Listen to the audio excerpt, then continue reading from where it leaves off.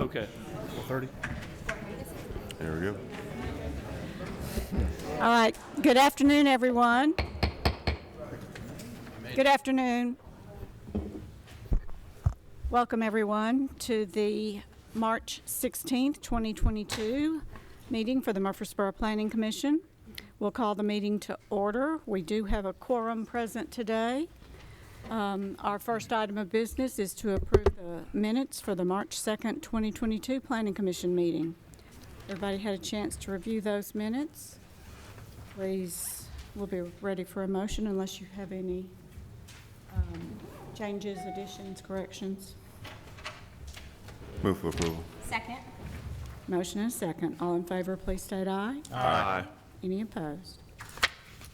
Okay. Then we have our consent agenda. Again, everyone had the chance to review this ahead of time, so thanks very much. I know y'all are all glad I don't have to read every bit of that to you all today. Did anybody have any of these items they would like removed for further discussion? And if not, we'll be ready for a motion on the consent agenda. I'll move for approval. Second. Motion and second. All in favor, please state aye. Aye. Any opposed? Okay, our next item, we have an item of old business, and I think for today, we have decided, or we would like to ask the Planning Commission if you think it would be appropriate for us to potentially move this item to the end of the agenda.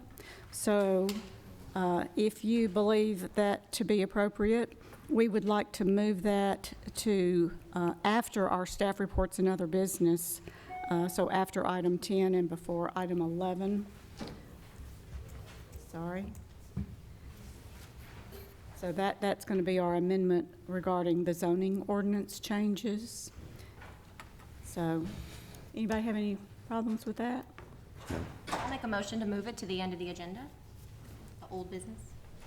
Second. Do we need a motion? Motion and a second, and they told me at the beginning if we would like to move this to the end of the agenda, we will need a motion and a vote. So that's why I'm asking you all. Second. All right. Motion and a vote. Motion and a vote. So all in favor, please state aye. Aye. Any opposed? All right, so we'll come back to that if y'all don't let me forget. So we want to move on to our public hearing today. We have an amendment to Chapter 4, the land use of the Murfreesboro 2035 Comprehensive Plan and the future land use map. The City of Murfreesboro Planning Department is the applicant. And Mr. Mcknight, our planning director, is going to present this item to us today. Madam Chair, Commission, Planning Commission, the City of Murfreesboro approved the comprehensive plan, the Murfreesboro 2035 plan. In 2017, the plan set forth a 20-year vision for growth and development and established a guide for policy, program, and project incentives. The plan elements include major functions of the city, including transportation, land use, housing and neighborhoods, parks and recreation, public facilities, historic preservation, and economic development with a focus on population growth and infrastructure. The plan has been utilized by the city's leadership and staff for the last 5 years. Staff presented the proposed revisions on the future land use map and Chapter 4 text to the City Council and Planning Commission at a joint workshop on February the 16th, 2022. A community outreach meeting was conducted in City Hall the evening of February the 23rd, 2022. Since then, we've had other stakeholder meetings and will conduct more stakeholder meetings to discuss a couple of elements of the future land use map update. Staff would like planning to consider deferring action to today's update to the future land use map so that we can continue to do other stakeholder meetings. There's a couple of items that we're discussing, I have been discussing with the stakeholders that pertain to the land use, the auto-urban land use characteristic within the future land use map. We believe there are some opportunities that we can better define and work through those opportunities before we move forward. So today, I would ask that you defer action. I'm available for any questions. We would like for the public hearing to continue. I think that would also continue to give us some good foundational work and some feedback from the residents, landowners, developers, so we can continue to work on the future land use map update. Our desire is for it to be a tool that we all can use to set direction, but we would want to make sure that we're not setting anything up that is not going to be a useful tool. And we believe by having the public hearing move forward today, as well as other stakeholder meetings, it allows us to better address some of the opportunities that might exist with the future land use map update. I'm available for any questions, opportunities, and Kevin Gunther, who is our consultant, is here as well to be able to answer any questions before or after the public hearing. Okay. Any questions for Mr. Mcknight before we open the public hearing? Okay. Thank you very much. And with that, we will open the public hearing. Like with all of our public hearings, we would ask that you come forward to the podium and speak, state your name and address. We are here and hope to hear from all of you regarding your thoughts on this amendment that we're working on, and very much want to hear what you have to say. So we'll be taking notes, and as Mr. Mcknight said, we will probably not take action today, but that's what we're here for, is to hear from you all. So with that, we'll open the public hearing and ask for anybody to come forward that would like to speak.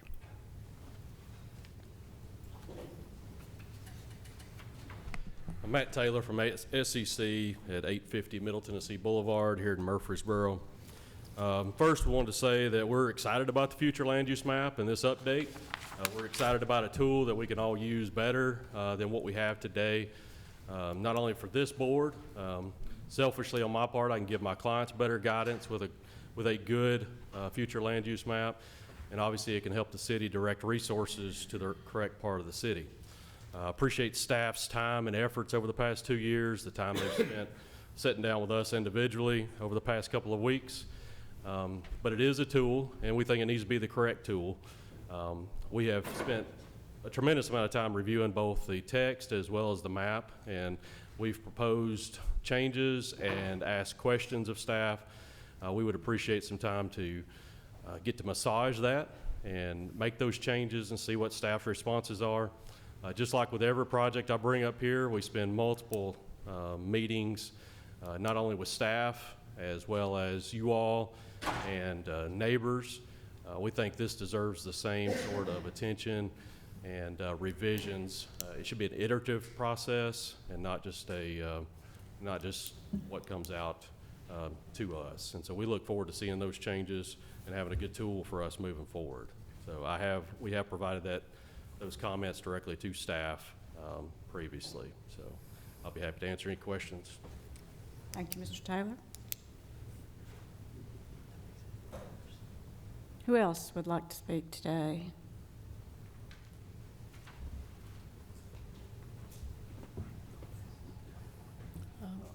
Mr. Floyd? Floyd with, today I'm actually speaking for the Home Builders Association of Central Tennessee. And of course, I own Old South Properties here in Murfreesboro. The main part of the new plan that creates a little heartburn for me is in regards to townhomes. Minimum development size of 10 acres or more. Basically, if you get to page 12, we'll make this easy. That first third of the page, we're basically want to eliminate that out of the plan. You know, in today's world, affordable housing is townhomes. A single-family house in Murfreesboro, a new construction house, is rare that there's anything under $400,000, which makes it very unaffordable for a first-time home buyer. As y'all all know, as you've done in your career probably, your first house is a rather small house or townhome. You live there 5 to 7 years, and then you buy a bigger house, and you live there for however long, and you buy a bigger house. But the key to the whole process is to create equity, and you create equity when you buy the first one by living there and creating equity as you pay down your mortgage and as the value goes up. eliminating townhomes, which this doesn't eliminate townhomes, but it more or less does. I mean, with the restrictions that are in this guide here, it would really devastate your ability to produce that product. I mean, 20% of your development area. So, I mean, if you had a 15-acre tract, you're telling me that you can only have 3 acres of townhomes? That seems like a stretch. In general, we think that needs to be taken out completely because it just doesn't make good sense. And then above and beyond affordable housing, senior housing. I don't think anybody's thought through the senior housing.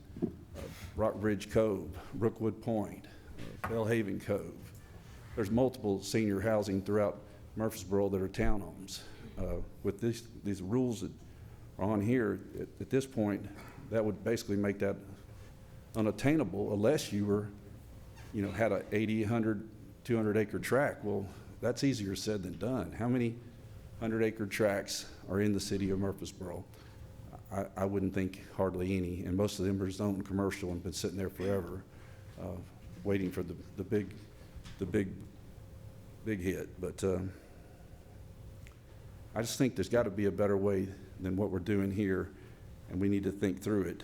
Obviously, on 10 acres or less, well, 10 acres or less is most of the time a lot of the developments are townhomes, because you got to have a homeowners association. You have to have enough people or residents in that area to make it stable.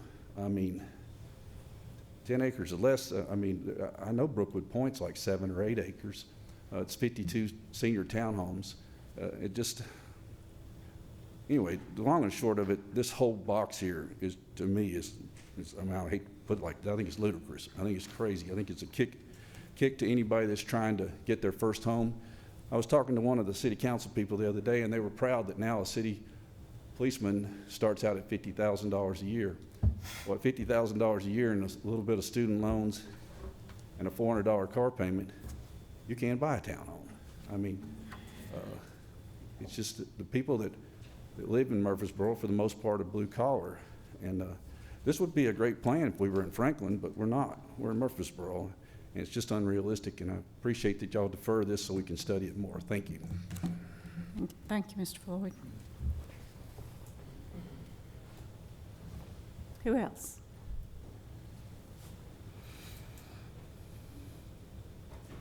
Good afternoon. My name's Jimmy Mcknight. I live at 601 Moreland Lane, but I own a piece of property on 1664 Armstrong Valley Road. My concern here is the change in the definition, which, according to what I understand, would require my land, if it were to be developed, to be in 1 acre lots. We have development on both sides of us now, in the east and the west, that's more in the 3 to 4 homes or townhomes on that same land. My concern, if we do decide to sell, which we don't at the moment, it's going to restrict the developer who wants to buy my property, which in turn, to me, devalues my land. He's not going to be able to get as much out of our land with these current definitions, so he's not going to want to pay as much as maybe he would have paid in the past. So my concern is maybe not such a broad brush stroke with that definition, but maybe it should be looked at more on a case-by-case or land-by-land basis, especially since we already have a lot of the services that's required in that area based on the developments around us. So maybe not everybody's falls under that. I understand you got to have some rule or some guideline to start with, but I think you're going to have some room for considerations for different parts of the property. Thank you. Thank you, Mr. McKnight.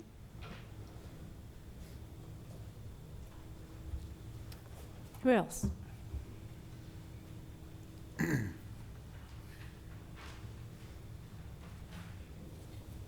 My name's Terry Taylor, and I'm here today representing my wife, Lisa, and my mother. We reside at 2664 Lascassas Road and 2684 Lascassas Road. Between our properties, we own approximately 11 and a half acres along the eastern side of Lascassas Pike, just north of East Pitts Lane. We've lived there for the past 55 years. We have made this place our home and watched Murfreesboro grow up as toward us. Murfreesboro is a home to us. We have made many memories and friendships throughout the city and are proud of what Murfreesboro has grown to be today. And we're excited to see the growth continue and into the guidance by this board, this plan. I'm here today to request that you include our properties in the land use map and designate them as a form of commercial. The current draft in the land use map shows both properties to be in the future study area without designated land use. I have already visited with Water and Sewer to ensure adequate sewer capacity and have secured easement agreements with neighboring properties. In addition, Lascassas Pike is already within the city limits along property frontage and has even been widened, completed with the Lower Stone project directly across the street from our home. CUD has a large water line along our property's frontage, as well as ensuring fire protection exists, development. Furthermore, since Lascassas Pike is already within the city limits, fire and police already respond to calls along the stretch of roadway. Thus, not increasing the service area. Also, please consider that the commercial designation, trash service would not be supplied by the city. Therefore, not increasing demands on the service.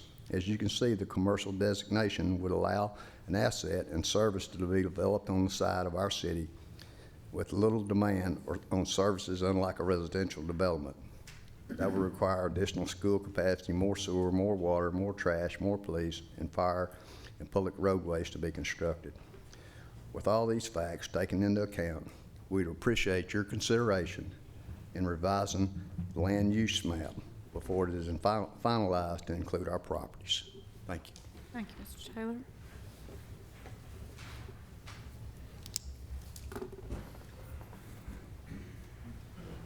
Hello, my name is Brian Burns with Blue Sky Construction, 6 Public Square North. I'll be real short. I don't, everything Mr. Floyd said earlier about the townhome section on page 12, that's my problem also too. It would basically, every development that's ever been passed by this council would pretty much eliminate it if we went by that. The having 20% only for townhomes, I don't understand the percentage, and I really don't think there should be any percentage there. Every project brought in front of you guys should be here, and it should be passed on its own merit of the project. And I don't think it should have a percentage to start with that you're already fighting against. So that's the main beef, and I'd be lying if I said I read the whole thing. A lot of that just goes above what I understand, but I do understand the townhome part, and I do understand that page. And I think, like Mr. Floyd said, that it eliminates a lot of move up people who want townhomes and not homes, and also eliminates a lot of affordable housing. So I ask that part of that page be eliminated from it. And thank you for your time. Thank you, Mr. Burns. Who else?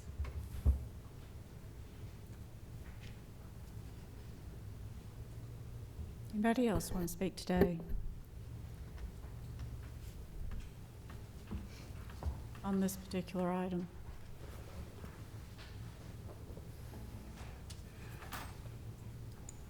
Okay.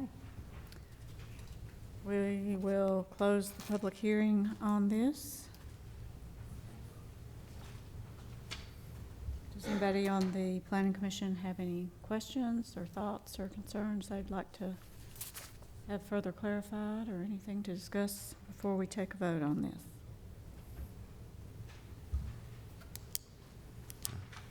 I'll make a comment. I appreciate staff willing to review this another time based upon some input of some stakeholders that may have not had a chance to weigh in or an opinion, and I think that's a very good way to react. So I appreciate that. Yeah, and I definitely second that. I know we went into it thinking one thing, but being open-minded to listen to the stakeholders is good. And I think that's what, that's what it's all about, and that is what we're here for. We've got to start somewhere, and as I've told some of you up to this point, really all we've had is what the staff has come up with their, experience. They do deal with most of you on a regular basis, and just trying to improve on what we have to work with on the future land use map. I think we would all agree that we need some improvement on that particular plan. And we appreciate getting to hear from you all. We can't do it except in this format unless we all take turns meeting with each other one-on-one, as you know. So thank you all for coming out today to give us your concerns on that. And we will continue to work on it, see what other modifications can be made, and try to make it something that works well for all of us, but most importantly for the city of Murfreesboro. That's what we're all trying to do. So I think we would like a motion then. Motion to defer. Second.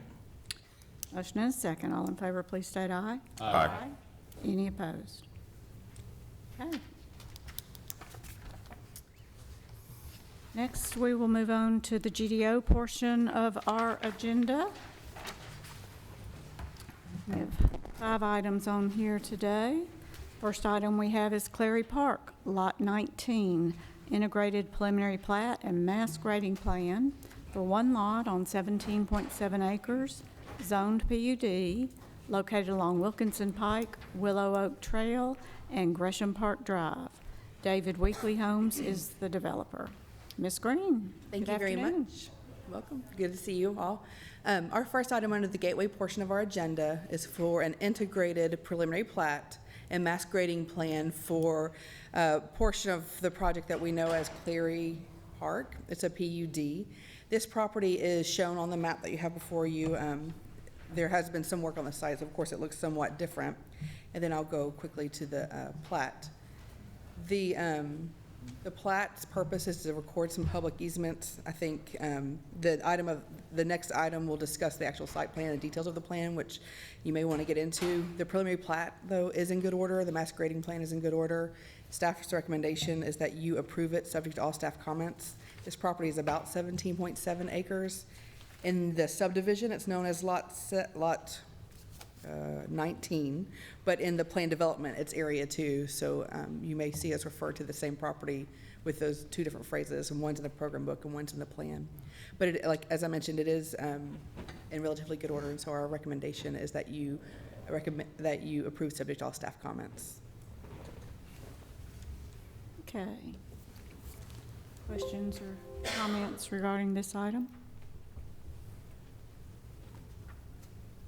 If there are none, I'll make a motion that we approve, subject to all staff comments. Second. Motion and a second. All in favor, please state aye. Aye. Any opposed? Okay. Item B is also on Clary Park, Lot 19. It's initial design review of 134 townhouse dwellings and 21 single-family detached dwellings on 17.7 acres, zoned PUD, GDO 1 and GDO 2, located along Wilkinson Pike, Willow Oak Trail, and Gresham Park Drive. David Weekly Homes is the developer. Ms. Green. Thank you. The second item is a companion to the integrated preliminary plat, which you just considered. It's for lot 19 of the Clary Park subdivision, or area 2 in the PUD. On the screen is the overall site plan, phasing plan for this project. North is this direction, so it looks a little bit different than maybe what you've seen before. This project is zoned PUD. It's also zoned Gateway Design Overlay District 1 and Gateway Design Overlay District 2. And it has frontage along Wilkinson Pike, Willow Oak Trail, and Gresham Park Drive. The frontage along Wilkinson Pike includes the single-family detached lots, which are in this area.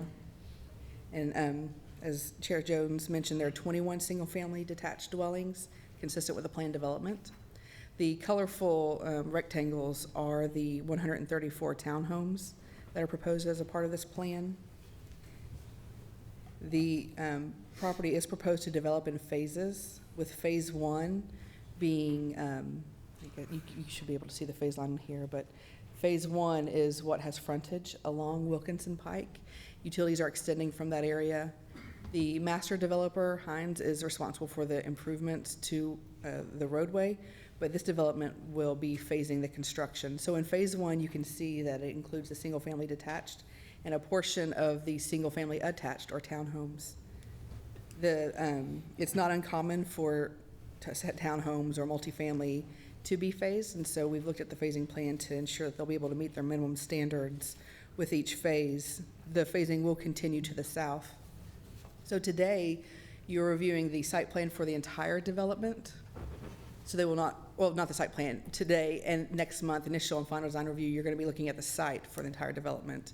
With this initial design review, you're only approving the architecture for phase one because they haven't gotten to a point of developing it for phase 2 and 3. It will be very similar to what's in phase one. It's just the details aren't available yet.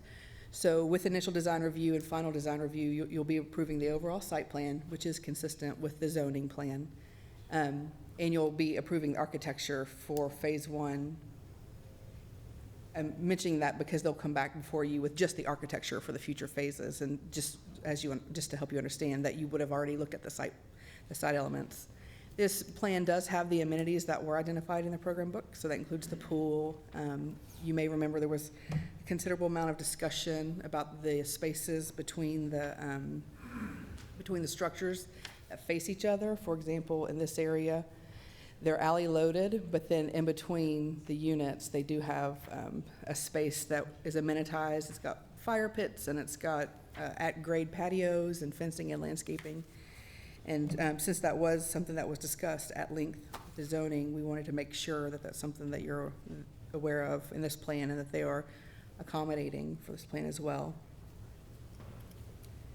The buildings are all two-story structures, and they all have garages. They have a mix of 1-car and 2-car garages based on the zoning that was approved for the property.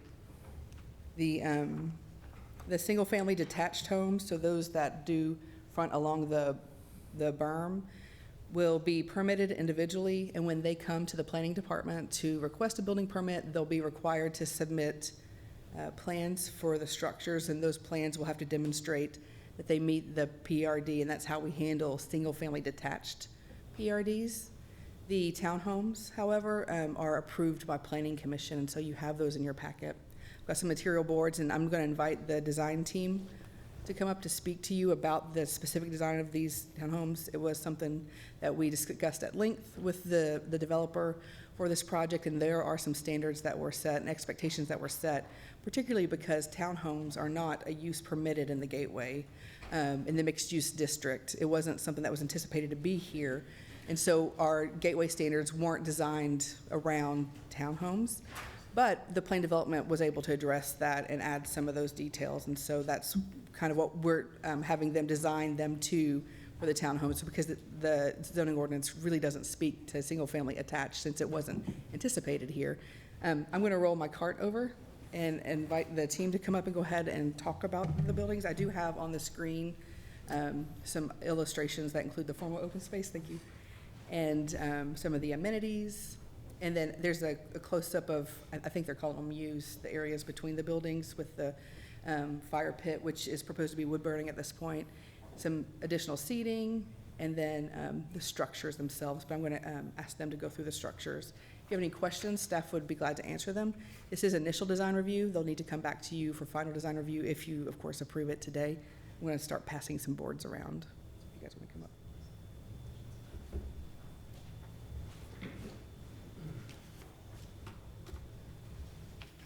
Good afternoon.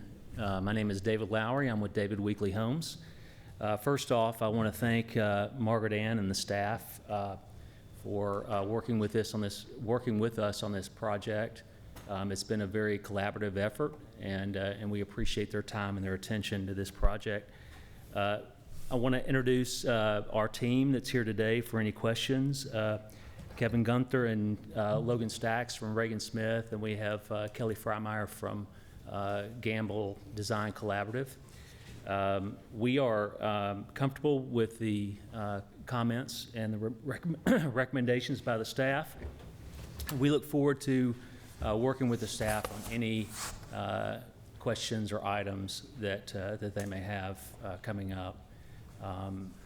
If you have any questions regarding the architecture, I'm more than happy to answer those. Or if you have any questions about site design or landscaping, our team will be able to answer those as well.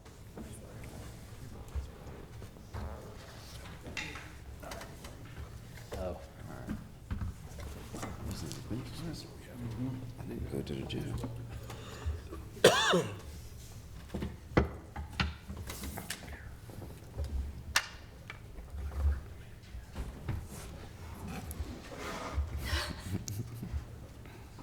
So all of this is for the townhomes? Yes, ma'am, that's for the townhomes. Amenity structure.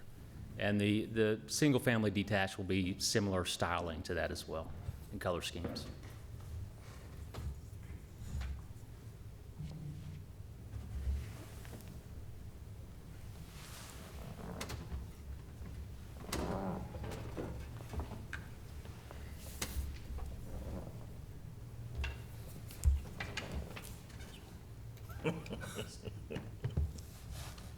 So in this plan, we have in this phase, we have 3 4-unit buildings. In any of the high-impact lots, we have the wraparound porch, as you'll see on that drawing. We have the alley-loaded, these are all alley-loaded, with the end units having 2-car garages, with the center units having 1-car garages. We'll be submitting a plan tomorrow that will show the color renderings with it as well as some staff has asked about trash bins and things like that. We have a diagram that will be a part of that to show how we'll have trash storage in the garages. And so we'll see that at final design review, is that? Yes, ma'am. Yes, ma'am. That's submittals tomorrow.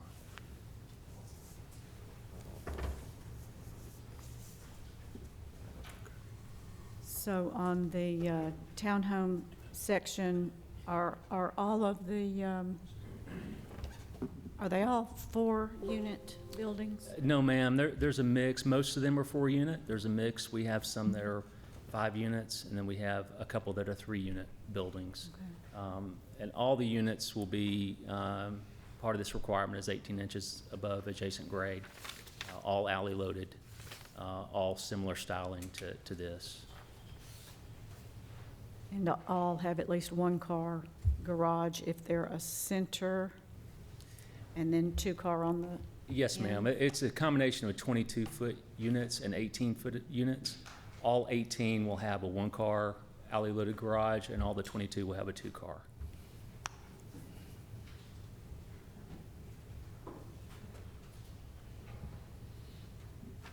And in this particular, in the Phase 1 part, the townhomes, 134 Yes, ma'am. townhomes in this section. Yes, ma'am.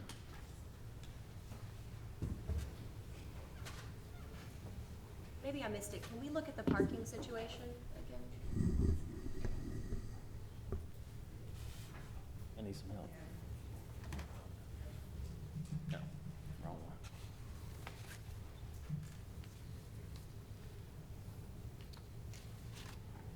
Here we are. Thank you, Margaret Ann. Welcome.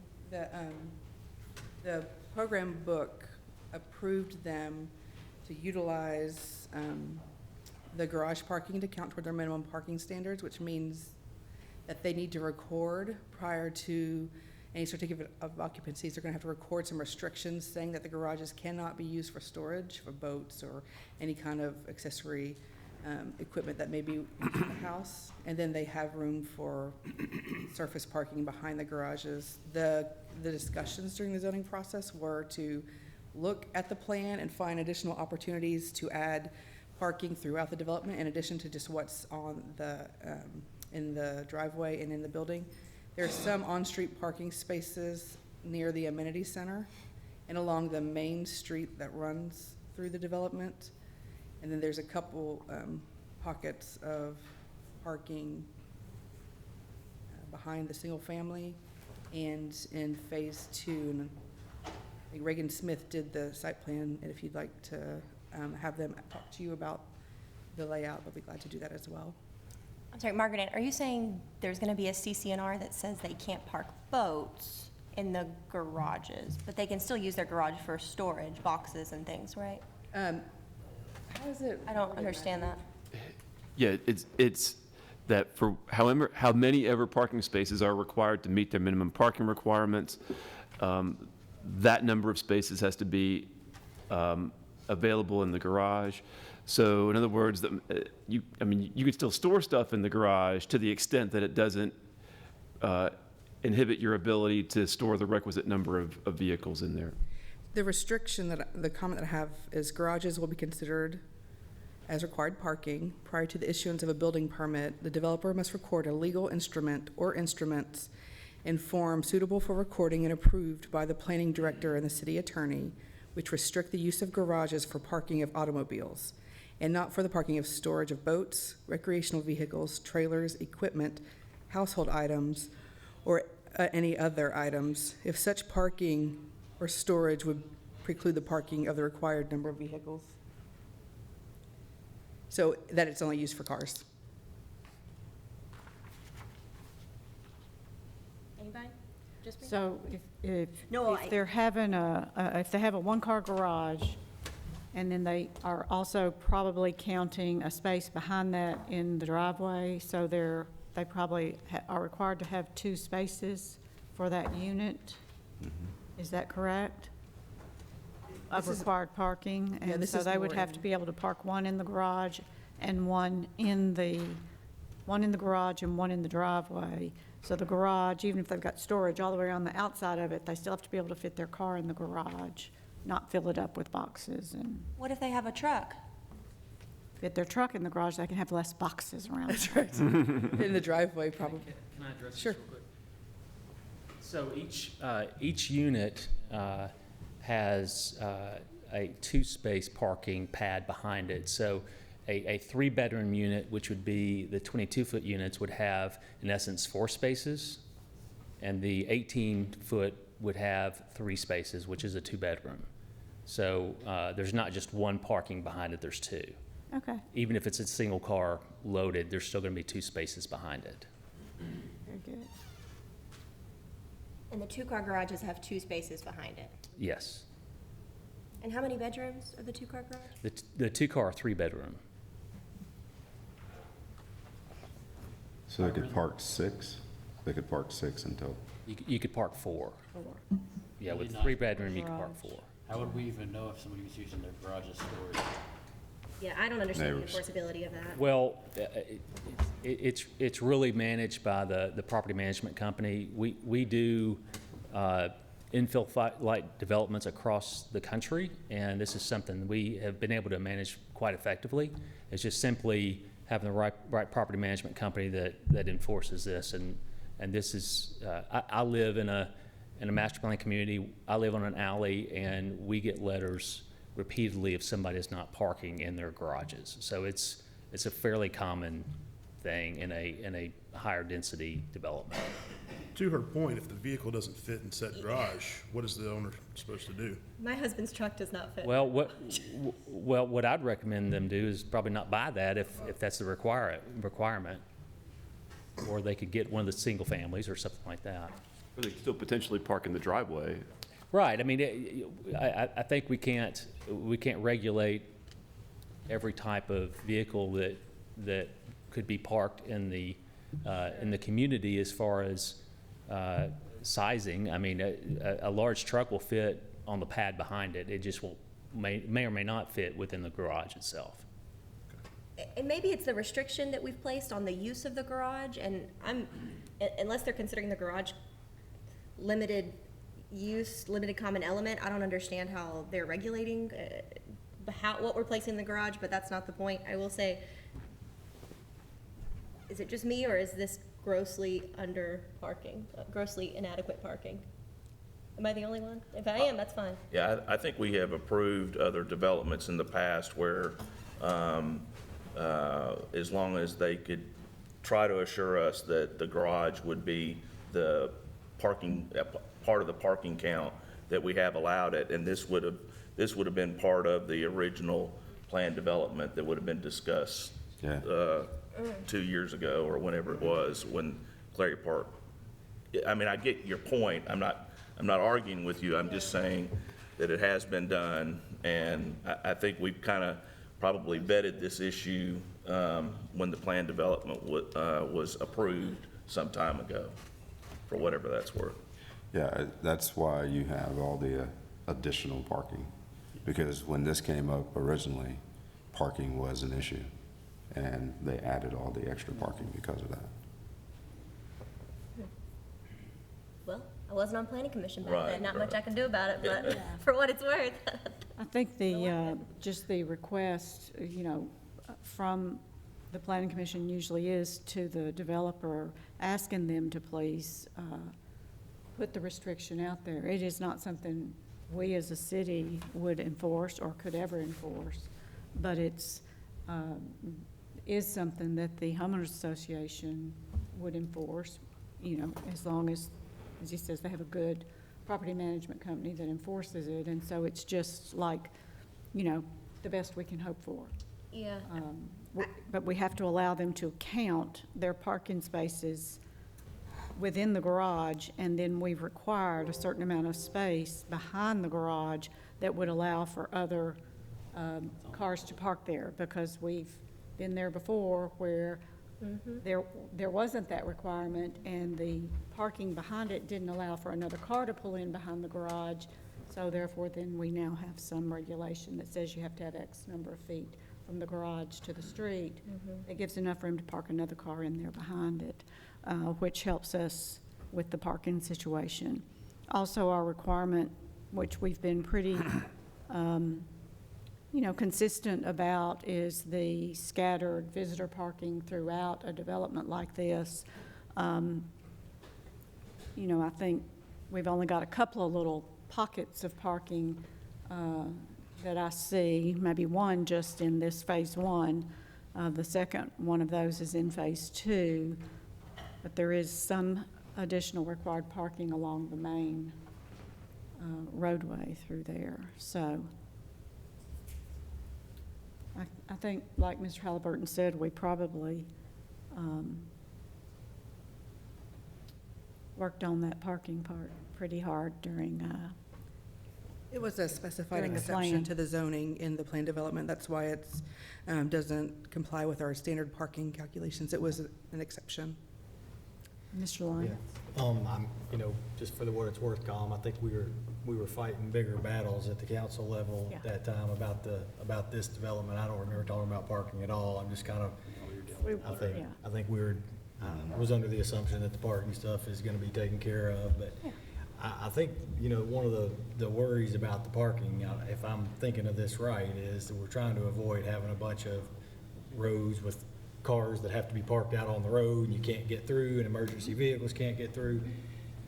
As I understand, is a public road, is this issue only gonna impact public roads? And if so, do we have any kind of authority to, through the police, or what kind of enforcement?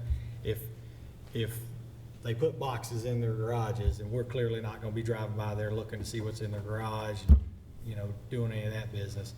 But if the net result one day is what we don't want it to be, which is cars parked all up and down the road, what can we do about it?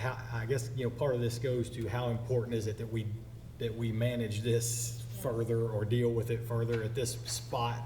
I mean, because,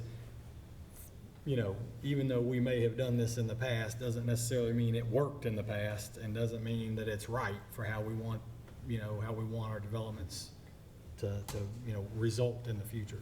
Do you happen to know, Matthew, is there some, we have some authority to get people out of the road, or we can't hardly get people out from parking behind people's driveways when they're waiting at school, and they don't even live there, much less parking in the damn road right in front of their house. Yeah, we did amend the zoning ordinance a couple of years ago to make parking in the garage under certain circumstances acceptable to count towards minimum parking requirements. And I think that part of that was because there was a push for a townhome product that had garages, and what we didn't want to do, we didn't want to discourage developers from including garages in their townhome product and going back to surface parking. And so I think we wanted to encourage those garages, but I think the developers were incurring the cost of putting the garages in there, but still having to eat up space with longer driveways. So this was kind of a way that we could kind of address that if we put certain caveats in the ordinance that said, if there are these restrictions limiting the ability to park, or limiting the ability to use the garages for other things. Now, so I think remind me. Mr. Lowry. Lowry, yeah. Mr. Lowry. I was fixing to say Mr. Weekly, but Mr. Lowry from. I'm Mr. Weekly, yes. I think that he's right. I think the first line of defense on within this development, because it's going to have private streets, it's going to be managed very tightly by an HOA with a management company. I think the first line of defense is going to be the HOA and the management company. But certainly it's written into the zoning for the property, so it could become a zoning enforcement matter, which is something that we would look into and enforce if need be. And we do have a full-time person on our staff now that is doing zoning enforcement. So we're beginning to have a much more robust zoning enforcement program. And if we began to get complaints about people about there being a parking problem out here, about people not parking in their garages and filling their garages with boats and junk, like my garage is filled with, then we would look into it. So I mean, it could potentially be a zoning enforcement issue that we would deal with, and I think that while I don't think we've ever dealt with this type of issue on a zoning enforcement basis, because we've just started allowing the parking in the garages to count toward minimum parking requirements, I think it's something that we would definitely look into and enforce if needed. I got a big picture question, just real quick. You mentioned something about when we went from surface parking to the garages. Surface parking, does that, you have to excuse me, is that just driveways, or is that typically like a parking lot that was in place? Parking lot. So you'll notice that like the townhome model from the 90s and the early aughts is a lot of those are surface parked. I mean, you look at like Barfield Commons out off South Church Street, or some of the villas at Evergreen Farms. I mean, there's a lot of surface parked townhome product. Here's my question. Did we go away from surface parking for what reason? To get more density on the property? I mean, is that why we went towards? I think from the city, I think we're supportive of garages in townhome developments, because it feels, and this is just kind of more like a home. It feels more like a home. It feels. I'm not against. More like a home and less like an apartment complex, I think. Not against garages, but I guess I'm trying to get at, did we go from, we moved from surface parking for what reason? It was working, I mean, I don't know that it wasn't working. Was it not working, or we went because people came in and they wanted to have their own driveway? I mean, I get, if we went from having adequate parking to not having adequate parking, and then we have to make an exception to let the garage count towards adequate parking to make the inadequate parking more adequate. Maybe there's a root issue that is the problem instead of this being the problem. So anyway, I'm just trying to get an understanding of it. I guess I have I understand the zoning and the reason why the garage, I understand what we're discussing. I guess my issue is more 24,000 foot view. I've got 2 vehicles that won't fit in a standard garage. Yeah. And so let's say you got one of these units, again, for information purposes, you got one of these units that you must park in the garage, but your car doesn't fit in. So now do you just have dead space you can't use? You can't use it as storage now because it's deed restricted. So what is your garage now? And I need to ask a clarifying question. I'm fairly new to Planning Commission. Are we saying it's too late for us to reconsider the parking situation, Margaret Ann? Can I say that a plain reading of our zoning ordinance, as it's written today, they exceed our minimum required parking spaces. So when this application first started, garages weren't allowed to count. We changed the zoning ordinances so garages could count toward parking. So including their garage spaces and their surface spaces, they are only required to provide 526. They're providing more than 526. They're providing 596, including garage spaces. So technically, they are meeting our zoning ordinance parking standards for single-family attached townhomes, the way it's written. Now, I'm okay with all that. My question is just the space, like long-term, looking at an airplane, looking down. If you can't functionally use your garage and you've bought this property, what can you use your garage for? And I have 3 points to that. I appreciate the developer trying to enforce the association, to enforce the rules, but unfortunately, when the membership of the HOA switches from a Class B to a Class A, the developer has no control. It's up to the homeowners to hire the property manager, and there are a lot of bad property managers in Middle Tennessee, I'm here to tell you. So if the property manager doesn't enforce it, or if the homeowners of the neighborhood fire the property manager altogether and self-manage, I could see this getting out of control very quickly. My second point, I will say, just because the city has the right to enforce it doesn't mean that that's feasible to enforce it long-term if it does not comply with the zoning. And number 3, I will say I have a lot of stuff in my garage that is not junk. I have a gun safe, I have a deep freezer, I have it's Christmas decorations, and it's very well organized, and my husband got chips in there with his little putting thing, and we can't park in there. I wish I could. I wish my car was warm. He would putt with his putting thing. He would chip with his. Oh, that thing. Thank you, Rick. Thank you. Because neither one of our cars fits in there at all. I live in a huge development of 300 townhomes, and I can't name one person that fits their car in their garage, even with nothing in it. The zoning ordinance amendment that we reviewed, I think it was back in 2019, it was deferred several times. We had a stakeholders meeting with the development community. We worked on the size of the garage, and it went back and forth several different iterations, and that was and the end product is what we have in our zoning ordinance today. Well, it sounds like we found something to talk about later. Well, and most everything, I just feel like everything in our zoning ordinance and what we do on a regular basis at Planning Commission is, trying to do the best for the development, for the, whatever it is we're looking at the time. In the plan development, you just try to make all the pieces and parts work, both for the best for the homeowner, for the developer, for the property management, for the city. There's no question that it's very hard for the city to enforce a lot of things that we put on paper and we require here at Planning Commission and we require the developer to do. Does that happen after they leave here? A lot of times not. So we are constantly revising, updating, especially when somebody abuses some particular portion of a plan. We start figuring out how we can change that to make sure that never happens again. So the parking situation, if I think back to some of the early parking problems that we had, we've been from deciding we were going to have wide roads in our subdivisions so that people could park on both sides of the road and have, they would use that for visitors. That's when we had the really short driveways.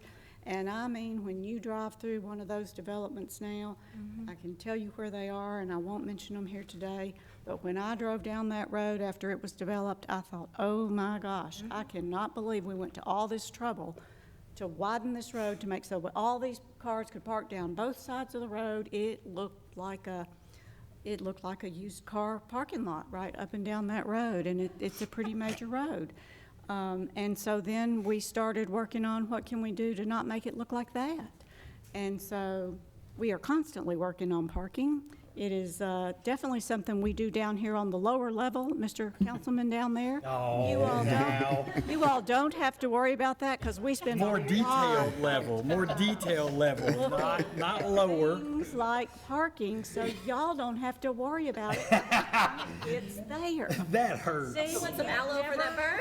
never thought about it till you came back down here with us. That's exactly what I meant when I said that. I'm just telling you. I'm sorry, I obviously, So, I thought y'all had dealt with it. I do think in this case, we've addressed their parking issues when we approved the initial plan that, as you all know, we spent a couple of years working on. So based on the current regulations that were in place at the time we approved them, not to say we can't continue to improve on everything that we do on a regular basis. But at this point, we approved this plan. I will say I was sitting here quite worried about the fact that it doesn't seem to me there's a lot of visitor parking. And I can't believe that we as a planning commission, we love that visitor parking and that extra parking in these more, the higher density areas. But we more than meet the parking requirements. I feel like that's part of their plan, it's approved. I'm sure we can improve on it at some future development that we do, but I think this one's,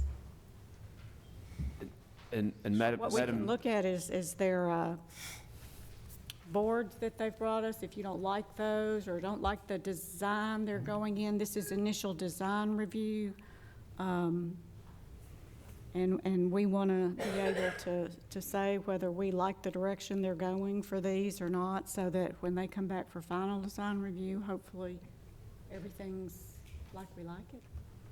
and Madam Chair and Ms. Averwater, if y'all, would like for us to look at the issue again, relative to the, perhaps more globally with respect to this issue, I mean, we'd be happy to continue studying that issue and seeing how the zoning ordinance amendment that was passed 2 years ago, to see how it's working out, and we'd be happy to look into that if that's the direction. In your spare time. Sounds Yeah. We'll just have Mr. Aguilera do it. The birthday boy. Yeah! I don't want Mr. Lowry to think I'm personally attacking him. Does anyone have any comments on the design before I weigh in? Of the actual exterior of the home? I'll digress. Got some real questions going on down here on the design. Gentlemen? My only question was this: it looks like there are, several different colors used in the different bricks, which is great. I love variation in brick color. My only question is, it looks like one side of the unit is going to be the Spanish moss, the other side is going to be weathered brick, and the entire rear of the unit is going to be a different color. Is that correct? I mean, there'd be continuity. I would have to go to each individual. I think what we've got really is just color schemes. Okay. There that there would be continuity. Obviously, these are black and white, so that don't really help. But we would have continuity between the colors, and I think what we're just trying to show you is the range that we would have in color options. Okay. Anybody else? Well, because I'm so confident Yes, that go the for it. planning commission had this ironed out on the front end. If there are any more questions, I think at this point we are beyond the parking issue, even though I think it's good to have the conversation, and I'm always open for that discussion. You have more questions? Not for, Not for parking. well, it is for parking, but it's Oh. just for comment. I would like the gentleman to talk a little bit about what do you guys do when there are, what would happen if someone had two large cars and they couldn't use their garage? I know you've had to have run into that before, so you have any commentary you can enlighten us on?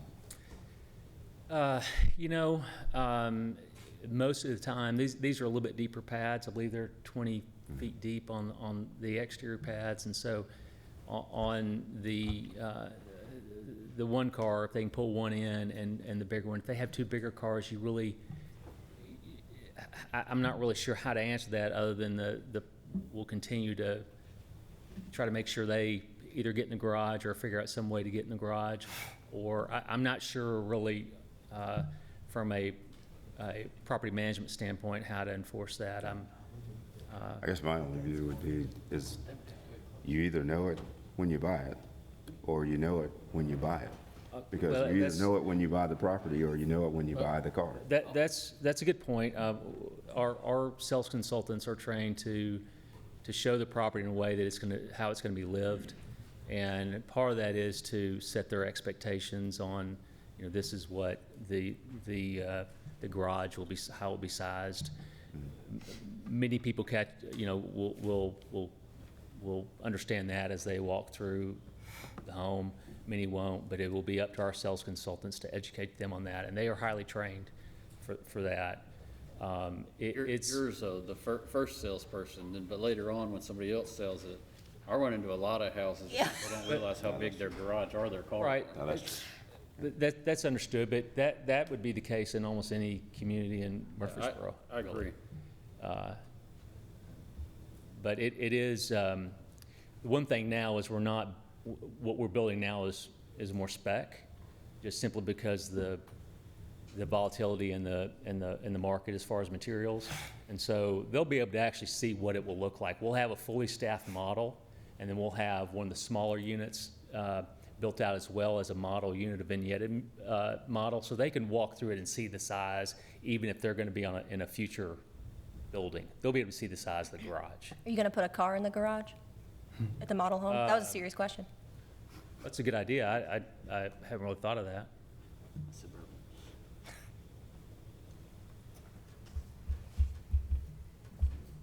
I digress on the parking issue. I'm sorry, you guys. It's my number one thing I'm passionate about. So if we can talk about the exterior. I'm good. Oh, no.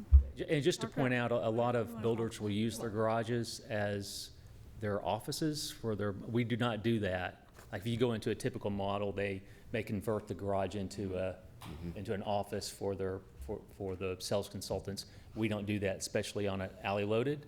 Our offices will be in the front of the house where they can see people come through the front door. So those garages will be empty and not full of offices. Good, thank you.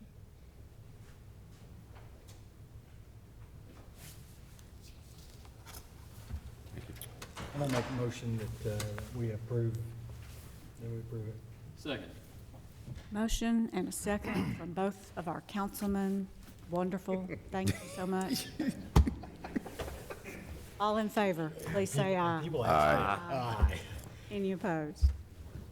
Can I make a comment? You about this can. To Matthew. Wear me out. Last discussion that came up, the last public hearing that we had about the land use plan. There was some discussion about the townhomes and the zonings and how big the property should be and all this kind of stuff. Maybe there's a little bit of give and take here. Maybe what we do is, as we go back and revisit that, we revisit parking in addition to the percentages and all that kind of stuff that people were bringing up.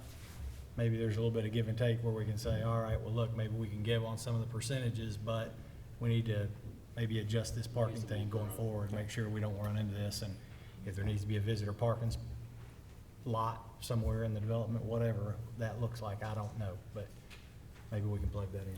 I agree, that's a great And opportunity. I think from our standpoint as a city, we've now got some of these developments in place. It is time for us to step back and actually do a review. So I think that would definitely be an appropriate time to do it. Yeah, we can certainly do that. Thank you. Excellent. Thank you, Mr. Lowry. All right. Our next item is Clary Park Lot 17. This is initial design review of a 300-unit apartment complex on 11.5 acres, zoned PUD and GDO1, located along Robert Rose Drive and Robbie Corlew Lane. Hines Clary Park Land Holdings, LLC, is the developer. Ms. Green. Thank you. Our third item under the gateway portion of our agenda is for you to consider another development within the Clary Park. We put that here, Matthew. Blomley. Matthew Blomley. We put that here. Within the Clary Park, will you put that on top of what? Thank you. Clary Park developments for the multifamily portion of this development. It's known as Lot 17 in the master plan in the subdivision. And then if you look in the PUD, it's known as Area 5 in the Clary Park PUD. And so this is the portion of Clary Park that's allowed to develop with apartments or multifamily residential. It is, of course, the development of the site or the organization of the site is as depicted in the program book. Where there are 3 large buildings, and then within these buildings are 300 dwelling units. And you can see they're organized with some spaces between the buildings that will serve as amenity areas, not only for the apartments, but for the overall development or the overall Clay Park community. There were illustrations, of course, in the zoning of this property that showed this as an area where the different portions of the community would be welcome to come. They did have some exceptions to this portion of the property, and one of them was to allow outdoor sales and food and beverages in the park space, and to allow temporary special events. And so they're anticipating having them kind of in this area here. And this space is accessible with a multi-use path. The second exception would be to the required parking calculations.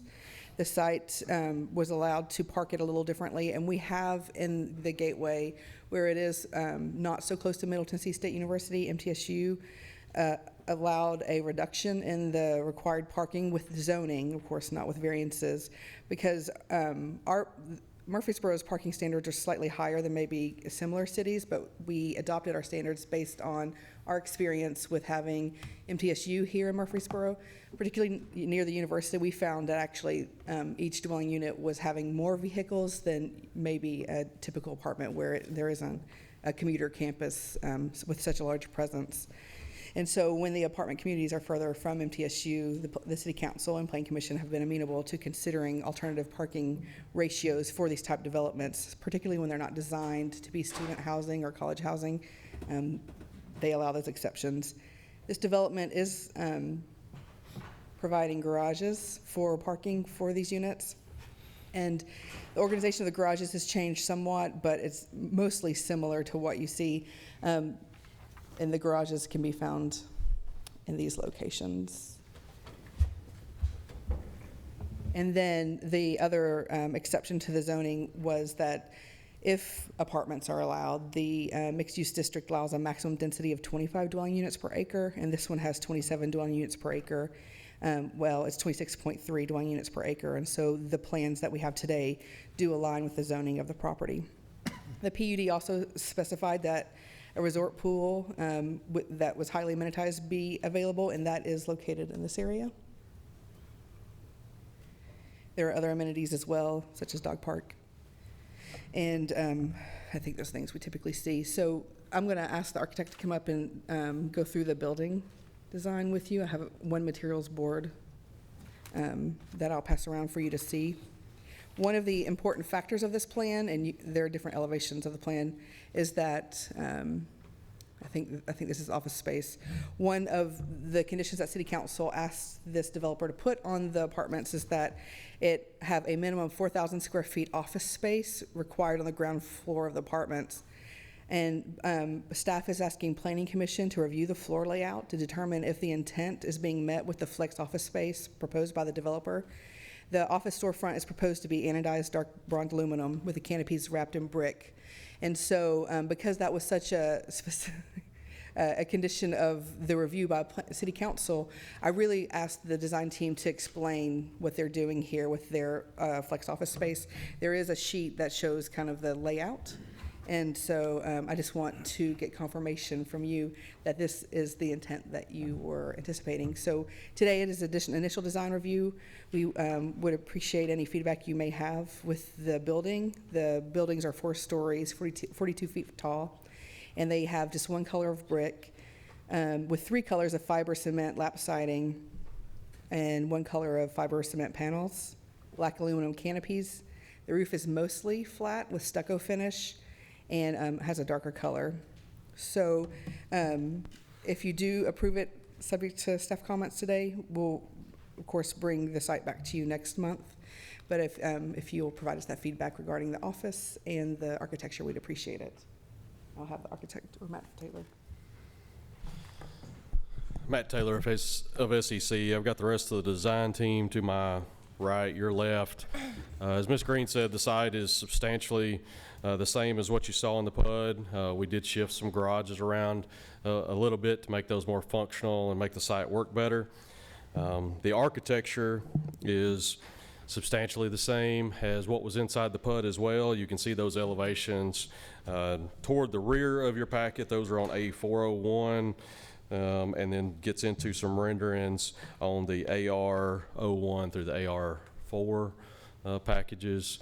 And then the floor plan is shown on A1-11, which is immediately following the perspective views inside of your package. We've done, Ms. Green said those were kind of flex office. I would describe that as kind of a WeWork type area.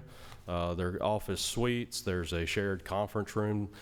So we have seen that be very successful in other multifamily type developments. Some of those we anticipate to be leased by some of our residents here, where they just kind of walk down. It turns into a very successful area. Keeps somebody close to home. They can walk to work if they want to. You may have some outside users, but we think most of these are going to be people that live here. If you'd like some more detail on the architecture, happy to bring the architect, Miss Amy, up. However, Ms. Green did a good job describing the materials. And again, it is more of the same that you saw during the PUD process.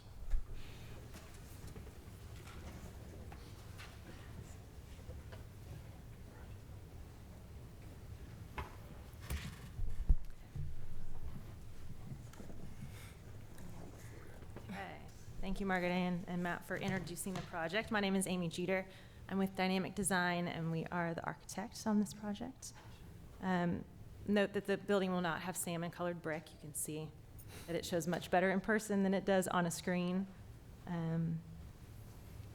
you guys have any questions? Would you like me to run through the materials? What would get you all acquainted with the buildings better? I like the color scheme and the material. Looks good.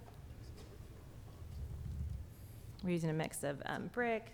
Generally, we do have you run through the materials and talk about the design and how you're think that explain to you are important to us and you're meeting them. Okay.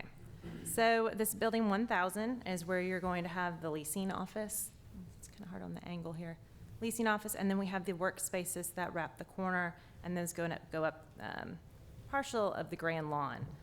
We thought these spaces can be used by tenants. As you look through the plan, you'll see that there's some good spaces for tenants to use. There's others that may not live on site that can come and access directly from the parking lot. So it's a good mix of different type of workspaces for different types of, of all kinds of people.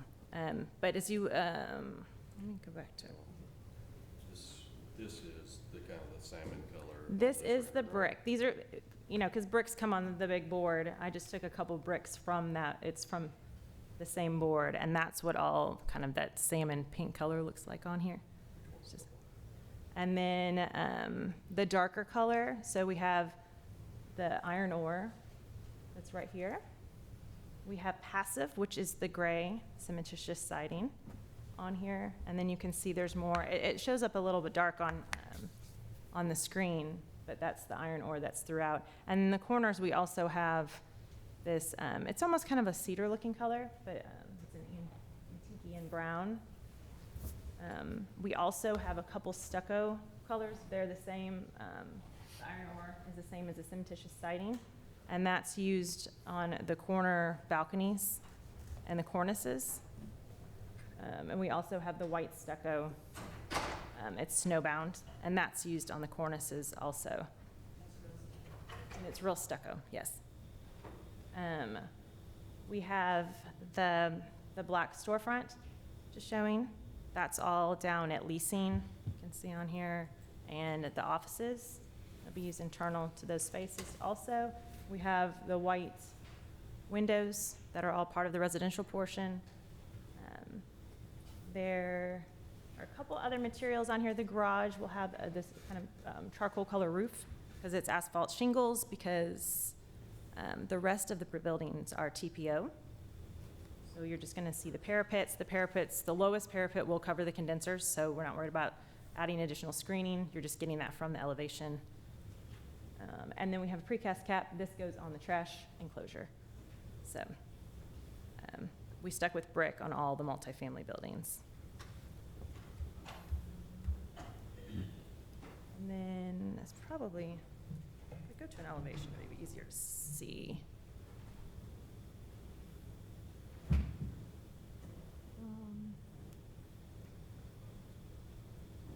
So if you look, you can see it a little bit better here. This portion, the central area, this is the leasing.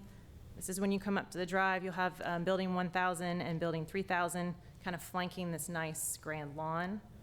And they both have these nice vertical elements. We took into account all of the more verticality, breaking up the materials. We have different facades as you go across the elevation. Gives it a little bit more urban feel in a somewhat suburban area. That antique and brown, I'm probably not pronouncing it right, but there's highlights of it in all these little balcony areas on the corners. So there's pops of that. But mostly you're gonna have the passive and the iron ore as your main base materials or colors.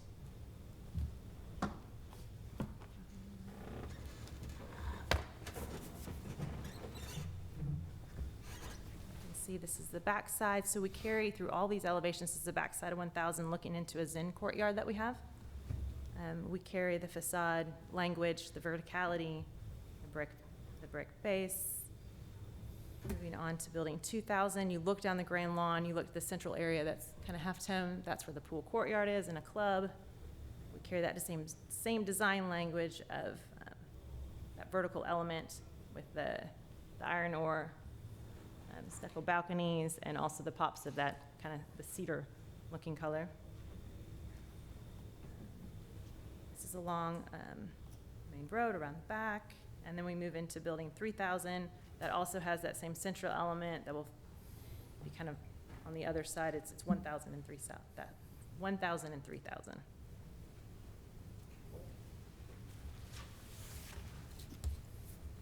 Y'all have any questions? I got some questions, but not about the design, about the 4,000 foot.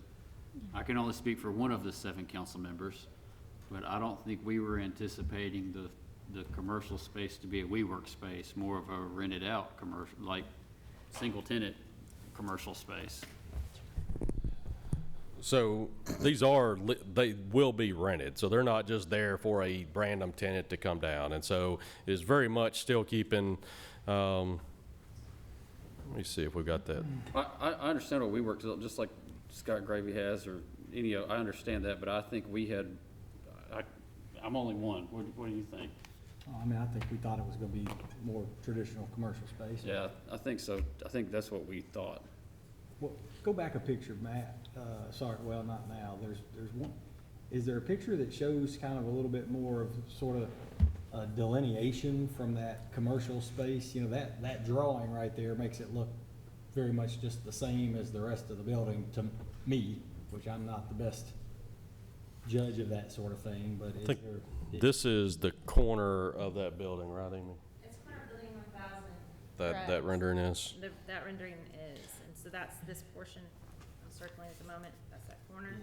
And Is that the commercial part? Yes, ma'am. all Yes, that's in sir. purple on the screen is the commercial part. Yeah, go. Yeah, go. So yes, so it basically goes. The front of it goes kind of in that general area. So we wanted it to be cohesive with the rest of the building design, but we've also added. I think it has. Did it have a little different metal or storefront there than the We have rest? the storefront, we have these Sorry, it has canopies above each of the offices. There we go. Yeah, and so we've tried to incorporate some different elements versus the rest of the building, but also make it blend in. We don't want it to stick out like a sore thumb. It needs to be cohesive in there as well. Will there be places for somebody to put a sign or something like that out front if they have a business they want people to come to?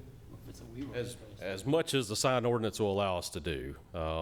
I've not gotten into detail with Teresa, Ms. Stevens on that, but I think with the mixed-use buildings, I know we went through several sign ordinance revisions in the past couple of years to try to address signage on mixed-use buildings specifically. I do not pretend to be a sign expert, though, Councilman. Yeah, but if you got a WeWork space, you may have 12 different people, and you're not gonna have 12 different signs. And thought I would address just in terms of the concept, in terms of why we've gone in this direction, a couple benefits or a couple thought, part of the thought process of getting here. One, it wouldn't preclude a larger tenant from coming in and taking the whole space. There's nothing in this design that would preclude that. If we just left it as, okay, we're only gonna lease it if someone rents it, it would be vacant today and it would be sitting unbuilt. And we'd have this dark, empty space sitting at the front of the leasing That would office. give you an incentive to rent it. But if we have a bunch of little WeWork spaces, you can hedge by just renting a few WeWork spaces to hedge your investment. I think as far as we were concerned, we wanted one office suite to go to one office suite. That way it wasn't a hedge situation. Well, what this does, we're gonna build it out day one. So it's not gonna be a dark, empty space sitting there, as a potentially unattractive look for the city. We're gonna go ahead and invest the money to build out all the space, put in all the walls, carpet, doors, et cetera, so that it's sitting available for a tenant to use if a larger tenant wanted to come in, or if we, have a smaller tenant that wanted to be able to rent it as well. There's a large demand for this kind of space in the market. We actually went over to the Avenue this morning to check on the Regis space over there, and all of their 67 units are all rented out. And it's a great incubator for small business. This is kind of what we see this as, which complements the occupancy well. And we will allow for signage on the front, so for the people that are fronting out on the roadway, they can put signage on the, on the glass there with canopy, so it has a look of a commercial space with the metal frame as opposed to just having the residential windows. And it does go back to the walkability that we were trying to create out here as well, where people, if you live here, or if you live in Henley, or you live in another facility here, it's very easy to walk here. If you're a entrepreneur, you're a small business owner that does not require a lot of office space. So it tends to create a lot of energy on a continual basis, because you can have the people rotate in and out, versus if you have one person or one tenant here and they pack up, it may be a dark space for a while.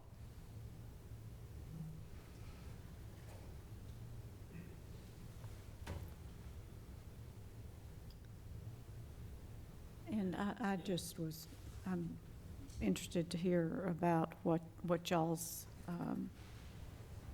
your thought process was on requiring the 4,000. I don't think. I am a fan of the WeWork space, so I don't but think if it would have been proposed as a WeWork space, I don't think it'd have made it through council. I can only speak for one person. And so what got you all excited about the 4,000 square foot? Was a single. So that we understand, because obviously that didn't come through at our, so I was interested in what you all. I'll just tell you my quick take on it is just the whole idea of the mixed use. I mean, I'm not certain. I'm sitting here right now thinking through whether or not I've thought through it enough to think if I care if it's WeWork or not. I can tell you that I didn't expect it to be. Yeah, that's how I see it. I mean, at this point, I'm filtering through whether or not I care because I was told something and now told something different, or if I care if it's WeWork or if I don't. I just don't really know right now, but. I think that's how I feel too. But it's not what we expected. That's just all I'm kind of saying, so I don't, maybe WeWork's great, maybe that's the best use for it, I don't know. I kind of had in my mind when it's mixed use, you think about One East College over here, you're gonna have some retail and commercial stuff down the bottom where you can come down, shop, I think that's what I sort of had in my mind. Where there would be some delineation and people would walk down and shop, but it doesn't surprise me. So I will say that whenever I got involved in the project, that commercial space was already in the program. Anytime that I talked about this project, this is office space. We never committed to a single tenant. Actually, we hadn't even thought through exactly what the programming was, because that was a space that it was insisted upon it be put in the program. And so these, if you think about a WeWork lot, you know, what's the one downtown here called? Cultivate. The people that are using these facilities bring more life to the area. They are going over there, they're going to get coffee. They are constantly in and out of there. It is not a, hey, I'm gonna go down there and sit. We never talked about retail because it's set back so far off of the main drag that I know I never talked about retail. And because I wouldn't recommend it to my client, because I don't think that retail is probably gonna survive here. It is very much an office atmosphere, and this type of office is a very viable, very fulfilling, very successful type model for this type of development, especially at this sort of location. Yeah, I can't speak to y'all's expectations. What I can speak to, though, is you mentioned it, Sean, and that's Scott's, the Fountains development, and he's in essence got a floor and a half of this, whatever we're calling it, co-working space. And that may just be the way he developed it, but he's full. It is a Class A development, and so then you've got the whole restaurant piece. You know, everybody, they're just, you know, walking out of their office space and going to Burger Republic, or they're going to wherever they're going, you know, or taking clients that night to Steak 5, you know, that sort of thing. So if that's what you're envisioning here with respects to the high quality co-working space or a co-office space, I mean, I think that's a great idea, but I wasn't told one thing, and you know, I can't get, you know, that's another issue. Personally, since this was a council decision about this space, I really think the council should have a yes or no about, was this the council's expectation? I mean, there's only two of us here. Yeah. And if we're saying the planning commission is now going to decide what the council had intended, it's hard for the planning commission to say what the council intended. Yeah. I'm not. To be honest with you, you know, I don't know what the council will say about it. I don't know that it's, I mean, at this point, I just kind of wish I sort of knew it and had a week to think about it a little bit, just to be right honest with you. Just to make sure I had all my thoughts together on it, you know, I mean, because it's been a long time since we've been through that. And again, we all know there was a lot going on at that time. So it could, for all I know, they could have called it a co-working you know, and I just didn't remember it wrong. But I don't know, I mean, I completely get taking it back to council, but at this point, I don't know if it's gonna change anything and whether or not it's even worth it. I think the WeWork thing could probably work out.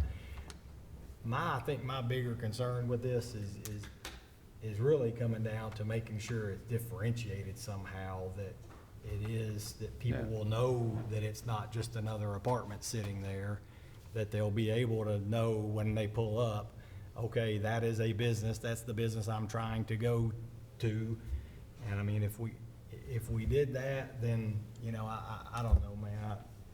I think we can work on, that's a design element that I think we can work on between now and the time we bring it back to you. I think we can achieve that, and maybe we can give some better street level views of the rest of the building, the remainder of this building, to show you how it is differentiated and the changes that we've made. I think the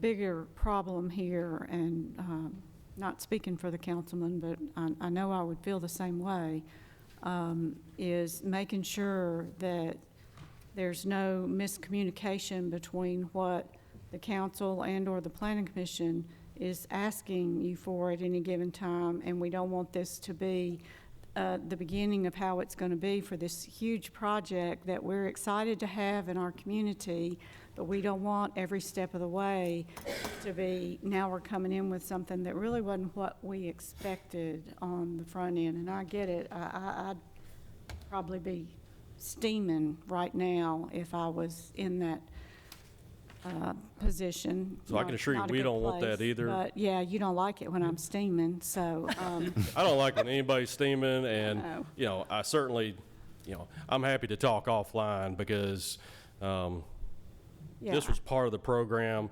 the entire time that I was involved in this project, and, you know, we didn't know whether it's a single tenant, still don't know. As Mr. O'Shea just said, a single tenant could potentially come in here, but the WeWork, this co-work, seems to have a lot of momentum and a lot of success in this environment, and so I'm not really sure.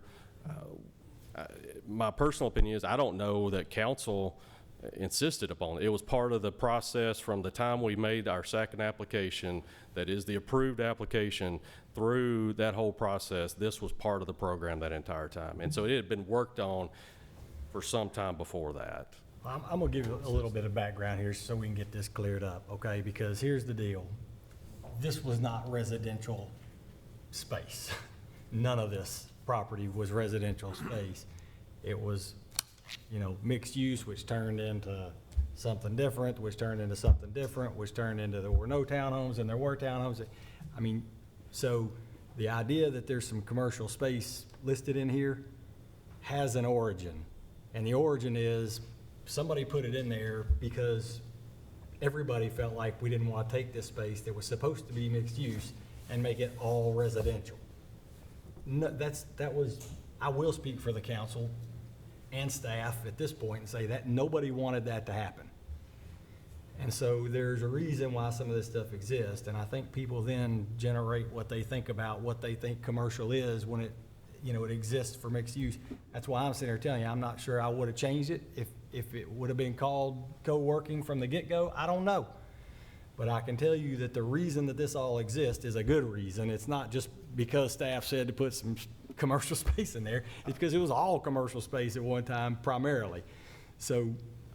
And that's not my There intention. is an origin. I mean, and That's why I qualified that it's been since I was involved. There was a lot of conversations before that, and so I fully respect that. Let me ask Matthew, what's the, I don't want to delay necessarily here. I don't want to push this off for another month, any of that kind of stuff. Or what are, if the planning commission members decide they wanted let's just say an easy number here, a week to kind of talk offline to make sure we get our wits back, you know, go back, look at some notes. Is there a fast way to do that? Or if we delay this, is it going to be another month and gotta, you know? Well, one way to look at this is that this is just initial design review. So initial design review, you're looking primarily at the architecture, and you know, final design review, I think, is where you get to have another chance to review the full plan. So I think you could either defer action today, or you could pass it on initial design review pending resolution to this issue at final design review. So those are a couple of options that you have. I will say, when I first started working with the team, I went off memory instead of reading the book, and so I'd asked them to put grease traps in, because I was thinking there'd be smoothie shops and other type of retail here, but I went back and read the book, and the design to standard, it says office space, and so with this WeWork, I wasn't comfortable making any kind of, oh, this meets it or not. A concern for me would be if it's just like an office, a part of an apartment complex. You know, where I lived in apartments, there were office where you could use the computers and fax machines. Now, times past, it may be different. And so I asked them to give us the floor space here, and maybe we can ask them how maybe this will be licensed and built out. If that gives us an idea of whether it's an actual real office, maybe they can answer that question later. One thing that I know is it's got to be 4,000 square feet. And it has to be an office on the ground floor from the zoning book. That's the thing that was adopted. And I do remember, because I was working with this project before Mr. Taylor, it not being there, and I remember it being asked to be there. And so this is where we are. If you did decide to approve it on initial design review today, of course, the focus is architecture. One thing I hear you say is, even if it is flex, if it's not flex, you still want the architect to look at the design of this office space and make it maybe be more clear and speak more as an office space. Because right now it's very integrated. I know it was their goal, but it's probably a little too integrated. So if you were to pass it today, can make that one of your conditions, of course, and then you can ask them to come back to licensing and business license and how this is going to operate, and maybe that'll help you with the answer to your question. But generally, so we use the PUD book as our guiding document for this. And so the only clear direction I could get from that book is 4,000 square feet, office, ground floor. So I had to back off of my smoothie shop requirement, and I had to admit that my memory wasn't right, but it does say office. So I wonder if that would help getting that information as well.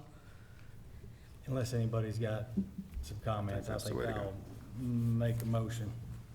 Everybody? So I'm gonna make a motion that we approve it, the initial, with the comments that Margaret Ann said, and to please try to address those. Good enough Yeah. for a motion? And subject to all other staff And comments. subject to all staff comments. I'll second it. Motion and a second. All in favor, please state aye. Aye. Any opposed? Okay. See you back for final design review. All right, our next item is Slim Chickens, re-subdivision of Lot 2. Its initial design review of a 510 square foot coffee, food, and beverage kiosk located on 0.89 acres, zoned Commercial Highway in GDO 1, located along North Thompson Lane, R&B Partnership Developer. Ms. Green. Thank you again. Our next item under the gateway portion of our agenda is another initial design review for you to consider a proposed development on Lot 2 of the Slim Chickens subdivision. It's a bit confusing because the subdivision is named after the adjacent tenant. But this tenant is called Seven Brew, and Seven Brew is a coffee, beverage, coffee, food, and or beverage kiosk, which is a use in our zoning ordinance. And I've noticed you all have approved site plans for Dutch Brothers in another location, and this is Seven Brew, and I think in the next several months, you're going to see several other coffee kiosk options. It's a thing that we kind of saw in our community. We didn't for a while, and we're seeing them come back. And so this is proposed to be located on a lot that's zoned CH, Commercial Highway District. It's also located within our Gateway Design Overlay District. This is a very small building at 510 square feet. But this is, I'll go on a ledge and say, probably one of the only uses that can fit on this lot. When this lot was created, Planning Commission staff expressed concern with the very small nature of the lot. In the past, a yogurt place tried to locate here, but they could not meet our standards and locate here. This property was part of a parking lot in the past for an adjacent user, which has been gone for years and years. So it's a very small lot for Gateway standards. And so it's probably a good fit to have something small like this, 510 square foot building for this lot. There is an existing shared access drive that is located to the north. The Slim Chickens is here to the north, and so it'll share that drive. It is proposing to have its own right-in, right-out entrance to Thompson Lane, which is a major arterial. That's terrible writing, I'm sorry about that. And so this use is expected to operate high volumes at certain times, of course, because there are peak hours with these type of beverages. They have designed it to meet our minimum 10 queuing spaces. Actually, they're doing dual lanes so that they can accommodate more for their business model, but they do meet our minimum standards there. They've been able to have the required landscaping along the perimeter that we would see. They're incorporating permeable pavers to help with the stormwater management of this area. The building is anticipated to work like a drive-through only or drive-through mostly option. There is site parking and there's a plaza near the building, but you can see the design of the building here. What looks like might be signs initially were signs, but when they looked at the sign ordinance, the pictures of the hot drinks and cold drinks and stuff would not be allowed, most of them that they wanted here. However, they do have to meet a void space calculation, and a void is like a window or door or something that creates a negative space in the building. It's really to add interest to the pedestrian level and bring the interior activities to the street. And so these, the brickwork is in response to meeting our void calculation. Now you can see from the canopy in the renderings here that it looks like a very bright blue. I'm going to pass the material board around.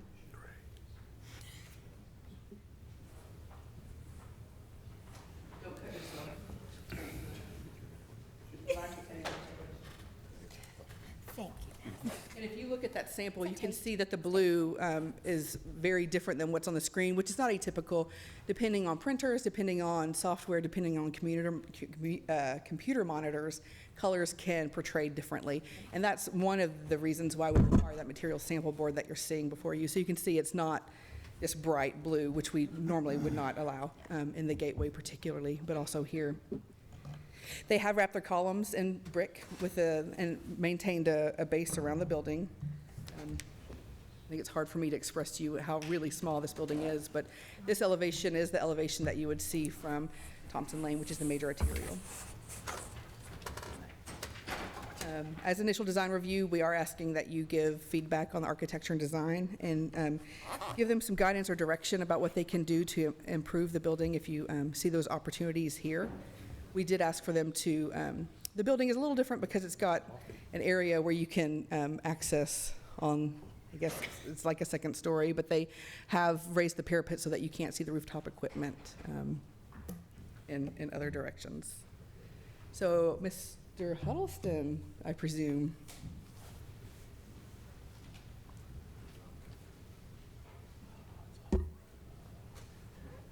Thank you, Ms. Green. Chair Jones, members of the Planning Commission, I'm Bill Huddleston with Huddleston Steel Engineering. We've prepared the site plan for this 7 Brew coffee shop, which is primarily a drive-through coffee shop. I'm not sure if Tim's here. Okay. Haven't met Tim yet, but he's with the architect company.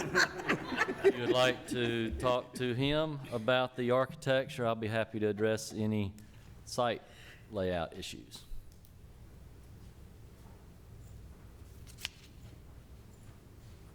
I think it's great for the spot. I don't even know if I should vote because I will be their #1 customer. Like, it might be a conflict of interest.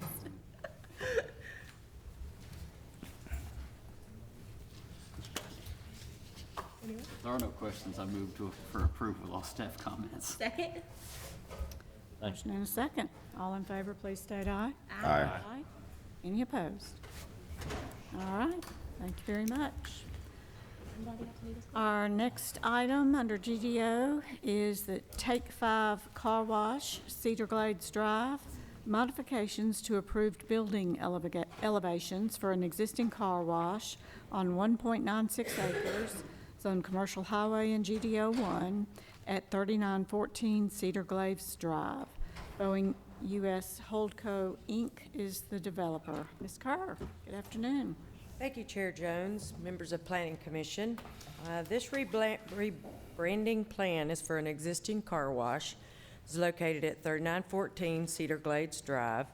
It's the site of the Mr. B's Auto Wash. Mr. B's Car Wash is a 4,655 square foot facility on 1.96 acres. The car wash plans for this property were approved by Planning Commission in 2017 per the GDO guidelines and the zoning ordinance, as well as the pre-citywide design guidelines. I'm going to show you some photographs of the existing site. That's the right one.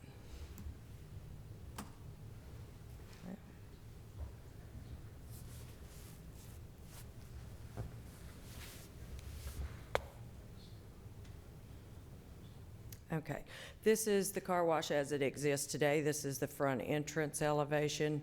This is a right side elevation, the rear elevation, as well as the canopies and the left side elevation. The proposed rebranding design to take place for this Take 5 includes painting the building's primary materials, which would include the soldier courses along the front elevations of the windows and the pilasters. These are the soldier courses along here and over the top of the windows, as well as the ephes cornice along the top and the roofing of the tower element.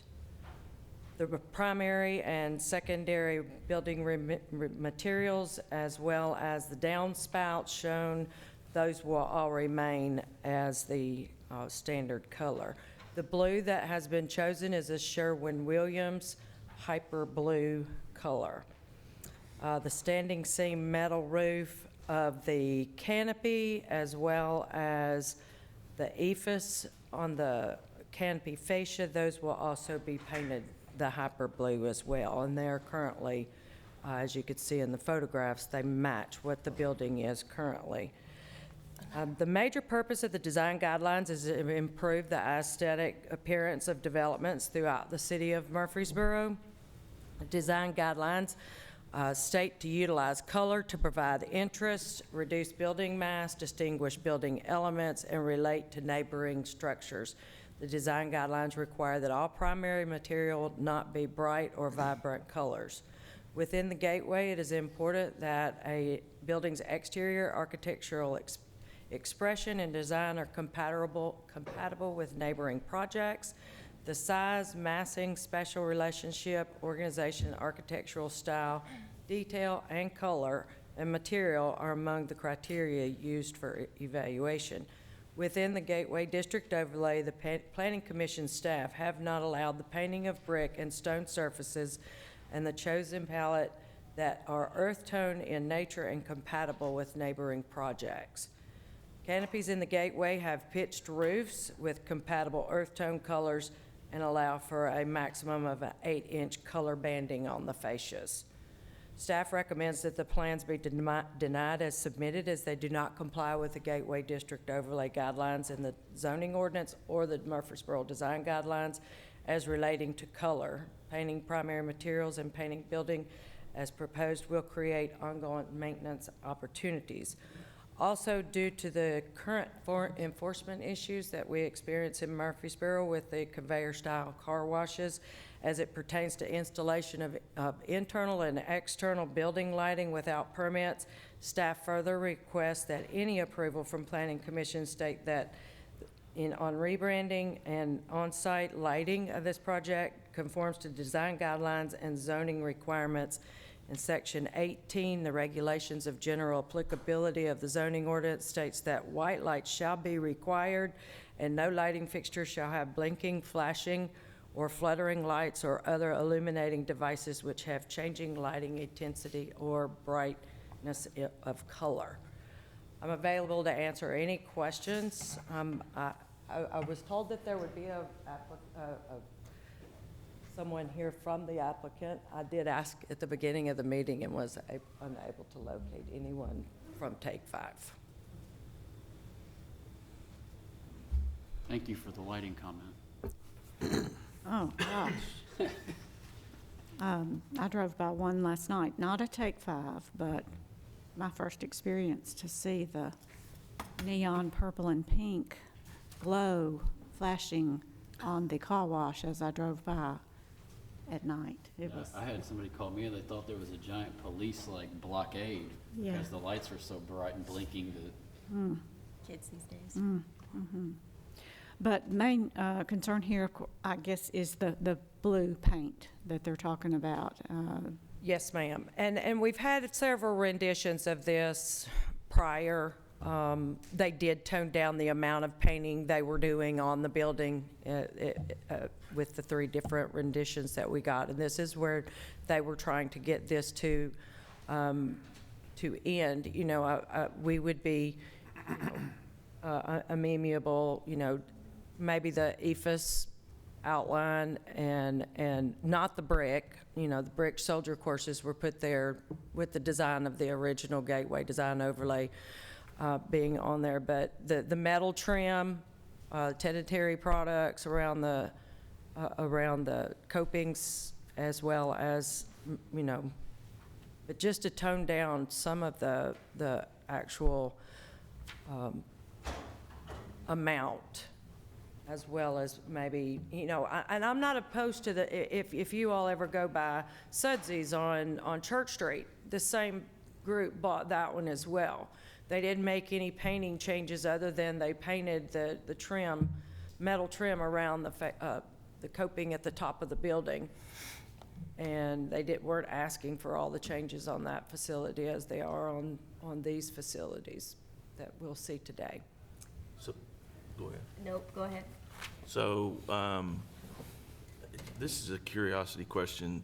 So did they know your stand prior to this meeting, and they did not have a representative to come to this meeting? Yes, sir, they have been made aware that staff would not be, would not support this project. We actually have a meeting scheduled to speak with them next Tuesday. We tried to get it yesterday or Tuesday, and we couldn't get that organized before. As far as car washes go, I like the building like it is. You have to like a car wash. Anybody? I mean, I don't know if it's worth deferring. I just have a problem with knowing your position and then no representative is here to discuss the issue with us as a planning commission so that we can hear both sides of the story. I mean, so that would lead me to want to deny it. Motion to deny. Second. Motion to deny and a second. All in favor, please state aye. Aye. Any opposed? Okay. Thank you, Ms. Kerr. All right, we're moving on to plats and plans. First item there is West Lawn Commercial North Lot 1. It's a site plan review of 11,480 square foot commercial center known as West Lawn Retail Center, and a 3,952 square foot gas station located on 1.9 acres, zoned PUD, located along Veterans Parkway and West Lawn Boulevard. Mike Shottery is the developer. Ms. Green. I don't know why. The first item under our plats and plans is for you to consider a site plan for West Lawn Commercial. That's the name of the subdivision, Lot 1. It's actually a one-lot subdivision. It may be somewhat familiar to you because about a year ago, there was a potential of a Camino Real going on this site, and we discussed the platting of the property and restricting access to the to Veterans Parkway, and that was with Mr. Huddleston, of course, and our city engineer, Mr. Huddleston, worked out that issue. So if this lot looks familiar, that may be why. It is zoned PUD, Plan Unit District, and it's a part of the West Lawn PUD, which is a specific plan that has various types of uses here. This lot is just under 2 acres, and as proposed is a 11,480 square foot commercial center. With that commercial center, there is also a 3,952 square foot gas station. The commercial center is essentially another term for a multi-tenant retail or mixed strip center that you might see. This West Lawn PUD, though, does require that development here meet gateway standards. It doesn't go through the gateway process. So the reason this is on regular plats and plans, not gateway, because it's not actually zoned GDO, it's just held to the same standards. Essentially, we do initial design review and final design review in the same meeting, which is today. This item was on your agenda last month, but at the request of the developer, it was withdrawn so they could address some of those outstanding staff comments. And they've actually done a very good job of addressing the staff comments. This plan is in relatively good order.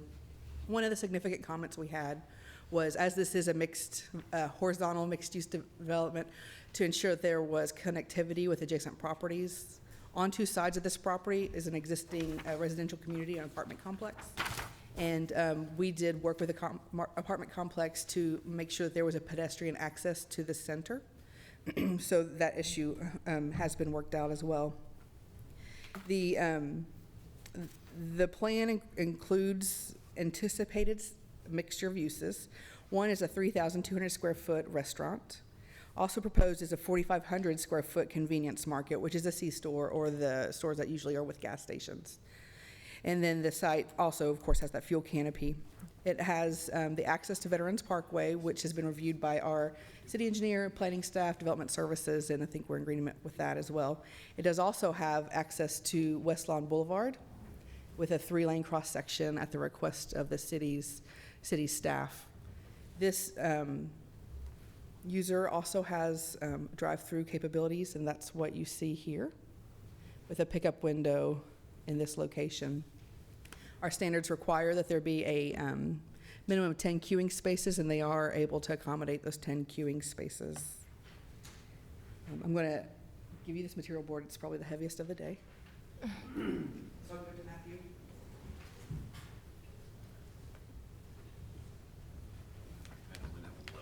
Oh, hope that you're pleasantly surprised with the architecture of this, because we really did a lot of work from where we started and where we ended up with this building. It is easily considered a brick building. You on the renderings may have to zoom in to see that those aren't EIFS inserts, but those are a bond brick, and you can see that on material board as well. They were able to add the variations in the roof line, the vertical interest. They were able to define the entrances with appropriate prominence and visibility. The materials have changed so that they are consistent with what we'd expect to see in the gateway. The front of the building does face the major arterial, which is Veterans Parkway. Because this does have two fronts, we wanted to make sure that the front faces Veterans in addition to also West Lawn Boulevard. Across West Lawn Boulevard is the Publix grocery store, which a couple years ago you reviewed a site plan for. There are several out parcels with that Publix grocery store. So on two sides, there's an apartment, and across the street of West Lawn Boulevard, there is a grocery store with out parcels.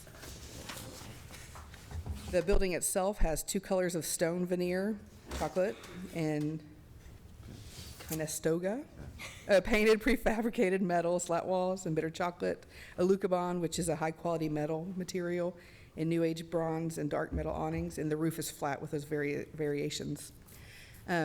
I know his first name, Amit. I don't know his last name, but he's the architect, and I'll invite him up to come up to the up here to describe the design of the building. As Ms. Kerr mentioned, in the gateway, we allow no more than 8 inches of a color along the canopy of these roofs, and so they've reduced that green, and they've been able to design the canopy with that's not flat and has brick throughout. And if you want to pick up Robert. Good afternoon, everyone. Thank you all. Thank you, Ms. Margaret, for your time. We really appreciate all your help. So when we started this project, we were given the GDO guidelines for the materials to be used, and we did try to use quite a few options, and we went through quite a few revisions, and then we came to this final design. And these are the materials. These are the stones, brick. We try to use neutral colors, earth tone colors with contrast. So we are using 2 kinds of brick. One is this, the other is this one. And then we have a Lucobond as well as slat walls, painted slat walls. And a little bit of EIFS on the top cornice, if you see here on this, this area.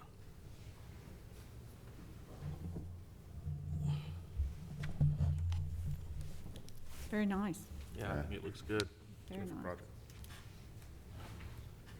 Thank you. Thank you. Is there going to be a palm tree like in the next picture?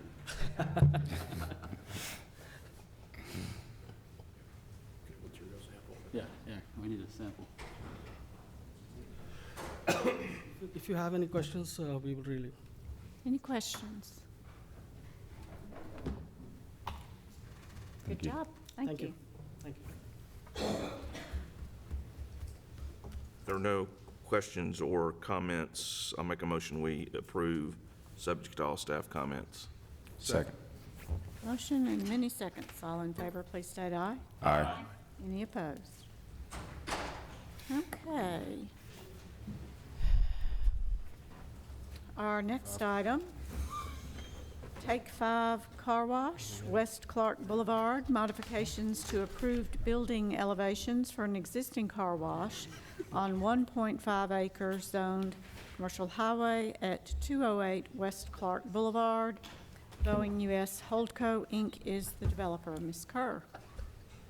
Thank you again, Chair Jones, members of the Planning Commission.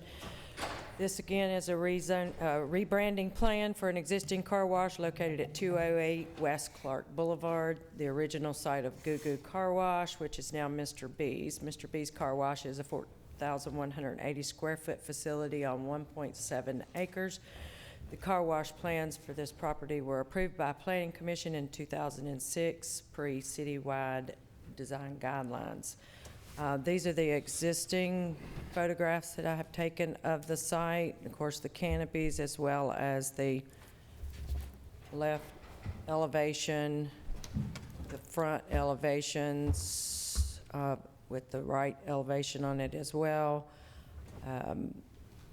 There is extensive fencing around this site as well, I have been told that those would be asked to be painted like the rest of the building. This would be the architectural elevations that they are requesting. The proposed design changes would include painting the primary material. There is a ceramic border, tile border that goes around below the ephes and above the cementitious block. That would be painted, as well as the roof, and the sanitary materials, including the exterior doors, trims, downspouts, would all be the Sherwin-Williams Hyper Blue. The remaining primary and secondary materials, masonry block and the ephes gables, are to remain the original color, and all metal canopies and fascias surrounding the canopies would be painted the Hyper Blue, as well as the fencing around the site as well. Again, the major purpose of the design guidelines is to improve the aesthetic appearance of developments throughout the city of Murfreesboro. The design guidelines today require that primary material not be bright and vibrant colors. Staff recommends that this plan be denied as submitted, as they do not comply with today's design guidelines. Relating to color and painting the building as proposed will create ongoing maintenance opportunities. As also mentioned in the previous report, due to current enforcement issues relating to area conveyor system car washes as it pertains to installation of lighting without permit, staff requests that any planning commission approval state that on-site lighting conform to design guidelines and zoning ordinance requirements. And I'm available to answer any questions that you may have. Well, same argument we had last time. They knew the issues and they didn't show up. Yeah, I don't, Motion to deny again. I don't get it. It's a lot of And blue. staff, we are having a meeting with them next week, and staff could work with them if Planning Commission so chooses, that if we could get them within design guidelines, then we could work with them moving forward on these projects. But they decided to bring it today. Just wouldn't be able to do them as they're presenting them. So if we deny, they have to resubmit, right? Excuse me, If we deny, they have to resubmit. yes. And follow the design Same as the guidelines. prior project. The only reason, the prior project happened to also have the GDO Right. requirements. Correct. It also had the GDO overlay on it. This is, the only difference here is this one was done in 2008, and that was pre-design guidelines. So now when someone comes in to upgrade a building or move into a new building, they have to follow the design guidelines when reviewing any changes that they're making to the building. So they could possibly paint it more of a cream or, Yes, ma'am. They could tone the color down, and then, instead of a blue fencing all the way around like the red fencing fencing is supposed to be a black metal fencing right now. It's not supposed to be, chain link. If it's chain link, it has to be powder coated or vinyl coated. So we could hopefully work with them to get these to more appropriate. and the roof wouldn't have to be red. A roof would not have to be red or changed to the blue as they're proposing. Probably should have asked this question before, but if we deny it, is there a resubmission timeline? Yes. It's a good question, for site plans that these are elevations, is not a site plan. Just speaking off the cuff, I think that if they came back with a significantly different design, one that we felt met the intent, I think that we could probably bring it back to you in a timely fashion. For what it's worth, I think this location does need a facelift. I am for facelifting this location, but I think the blue is far too bright, and I'm not for the fence being blue either. So I would make a motion to deny this. Second. Motion and a second to deny. All in favor, please state aye. Aye. Any opposed? Okay, thank you, Ms. Kerr. Looks like we're going to do it again. Item C is Yep, one Take more. 5 Car Wash. This is the South Rutherford location, modifications to approved building elevations for an existing car wash on 1.1 acres, zoned commercial highway at 2706 South Rutherford Boulevard. You're joking. Owing U.S. Holdco, Inc. is the developer. Ms. Kerr. Thank you. This is a rebranding plan for an existing car wash in a commercial highway zone at 2706 South Rutherford Boulevard, the site of the Wash and Roll Car Wash. Wash and Roll Car Wash is a 2,887 square foot building on 1.13 acres. The car wash plans for the property were approved by Planning Commission in 2017 pre-citywide design guidelines. Going to show you the existing property as it is today. As you can see, they've already removed the wash and roll signs from the building. All of these material, the black material that is EFS on the canopy as well as on the front of the building, this tower feature. All of this trim along the edging, that is all EFS. And of course, you got the 2 color of brick on the building to give it a variation and interest look. The canopy is brick columns and a shingle-styled roof. Of course, you have a couple of different canopies at this location. The changes that they are wanting to make to these buildings is painting the building's primary brick soldier courses, which is along the base of the building here on all elevations. The secondary materials, including the standing seam metal roofing on the EFS cornice. This cornice is going to remain the same color. The tenantary materials, including the metal coping, cap and downspouts would all be requested to be the Sherwin-Williams Hyper Blue again. The remaining of the products on the buildings would stay as they currently are.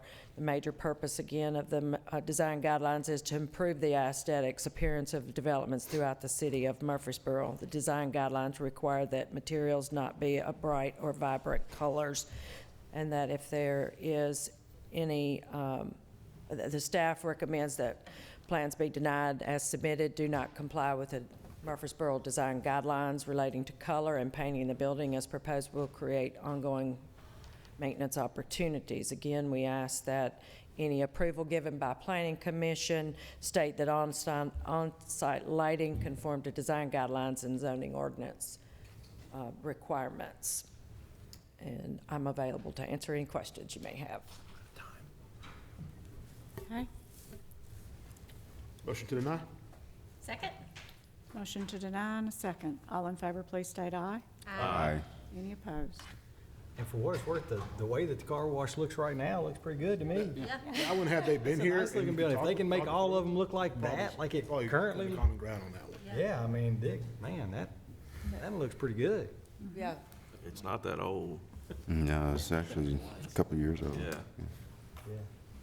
Okay, our next item is Greystone, Section 1. We have a master plan and preliminary plat for 44 lots on 95.3 acres, zone PRD, located north of Beals Road and west of Double Springs Road. Meritage Homes is the developer. Are we doing both of these items together as one, or are we doing them Yeah, separately? Ms. Smith will explain. It's kind of an unusual situation. So you want me to go ahead and read the second one as well? Yes, please. So we also have a site plan for 49 single-family detached homes on 5 lots in a horizontal property regime on 10.99 acres, zoned PRD, located north of Beals Road and west of Double Springs Road. Meritage Homes is the developer. Ms. Smith, welcome. Good afternoon, Commission. This project, as Matthew said, is a little bit different. You may recall last year you approved annexation and PRD for this 5 parcels shown here off of Beals Road and Double Springs. The project, because it involves HPR properties for individual single-family residential as well as individual lots on single-family residential, we ask that they combine those into one application package because they're all served via public roadways. The HPR portion of the single-family detached is what triggers a site plan review. You would not normally see an individual lot, single families, as a site plan review. So they're kind of intricately meet together, but we do want to look at two separate motions after going through the staff report. In looking at this particular project, it is looking at 44 lots from the existing 5 lots, and this is only in their first phase. And the purpose would be to remove those existing lot lines in about 95 acres into 36 single-family residential lots for 36 homes, 5 horizontal property regime lots that would accommodate 49 individual single-family homes that are detached, and then 1 lot for the 70 HPR townhome units. It would just be creating the lot, and then the step fields and common and drainage areas is what's included in that development. As part of phase 1 with the project, the would be including some improvements. Here's your master plan layout, which does meet the requirements of their original PRD approval. And the shaded area is this section 1 that they'll be developing out step fields. With that phase 1, they'll provide connectivity here along Beals Road. This is a collector road that will ultimately tie into Lyons Parkway that goes into the Downs project to the north as that project developed Farmhouse Downs. And then they'll also have connectivity here at Beals Road. And per the staff comments, they would be doing improvements along Beals Road as required by our engineering division, as well as some improvements at Bradyville Pike at Beals Road, consistent with their traffic analysis that was done with the approved project. Community amenities in this location here that would serve really all of those uses will come in under a separate site plan review, but will be required prior to us accepting a final map for the subdivision, and it's actually required to be constructed out when the first phase has 50% of the units, whether they're single family or the townhome developments, come in place. The common space with the pool, the clubhouse, those things would have to be built. And of course, the step fields are necessary for the development in general, and that would be built to serve the entirety with phase 1, and then there's individual things on each unit to serve those particular lots. With that, most of it is in good order. We would be looking at the HPR units, the actual design of those, to meet our PRD approval when they actually apply for their building permits. And we will require, in this case, before they get their building permits, they'll have to have their plat recorded, which means those improvements, i.e. public streets, will need to be provided for both the single-family portion as well as the townhome. And then townhome portion, we're looking at a separate site plan review, which is not part of today's review portion. And with that, I think that's it on the master plan for this particular development. And then looking at the landscape component, there will be landscaping that comes along Beals Road that will be part of the development, as well as there are some ponding basins here along that frontage as well that will be incorporating berm and landscape requirements in that portion of the subdivision. And with that, if you have any questions, Matt Taylor is in the audience if you do have any questions for that. And then the second portion of, so that's the master plan and preliminary plat. And then on the single family, really it's just site plan layout for those 49 single family detached homes on the 5 lots. So you'll notice in the plan set, those are labeled. Let me go to the, trying to go slow enough. You'll see in this particular portion, these are the HPR single-family detached. So the purpose for the site plan review here is for the driveway locations, easement locations, and setback locations for those single-family detached lots. But we will, again, look at the enhanced site elevations when they submit for building permit, as they'll be required to submit a plot plan as well as elevations as that project moves forward. With that, this is not a required public hearing, it's just a regular item, but we would like to consider two separate motions. One on the first bulleted item on the master plan and preliminary plat, and then the second motion for the approval of the site plan layout for those 49 homes on the 5 lots. With that, if I have anything else to add, Mr. Taylor's here for any questions you might have. Okay, thank you, Ms. Smith. Any questions for Ms. Smith or Mr. Taylor on this item?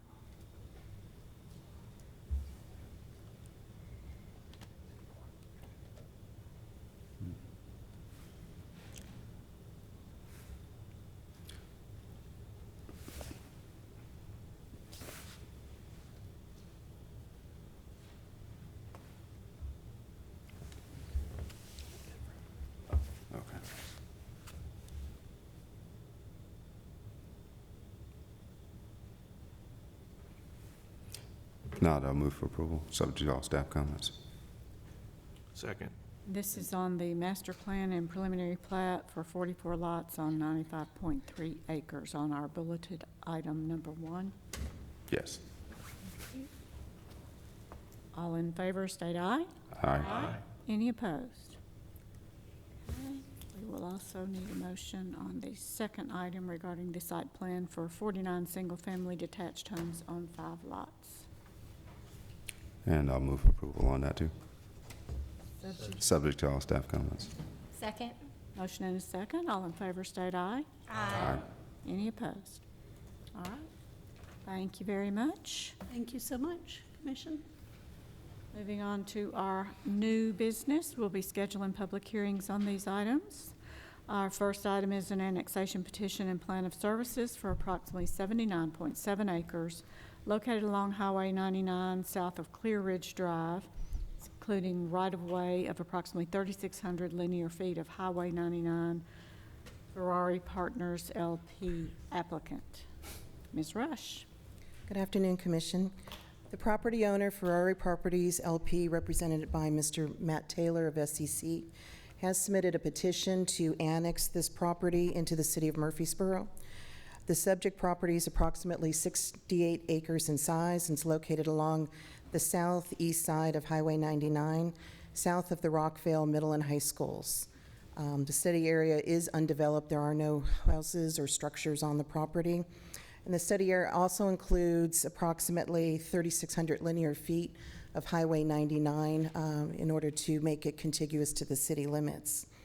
The study area is located within the city's urban growth boundary and is located near Carlton Landing subdivision, which is located along the northwest side of Highway 99.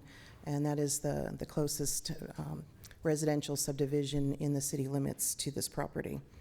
As you can see on the map on the area in blue, where the Highway 99 extends up to that area.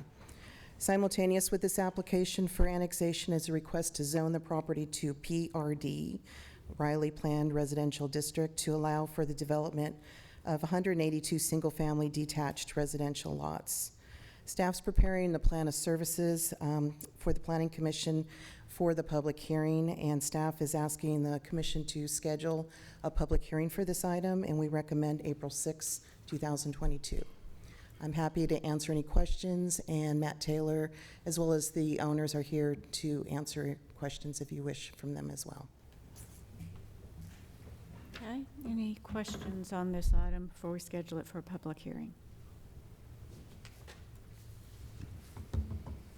For the annexation petition and plan of services.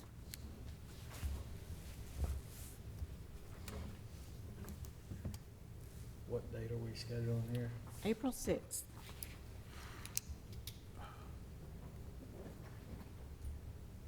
I'll move for approval to schedule the public hearing for April 6th.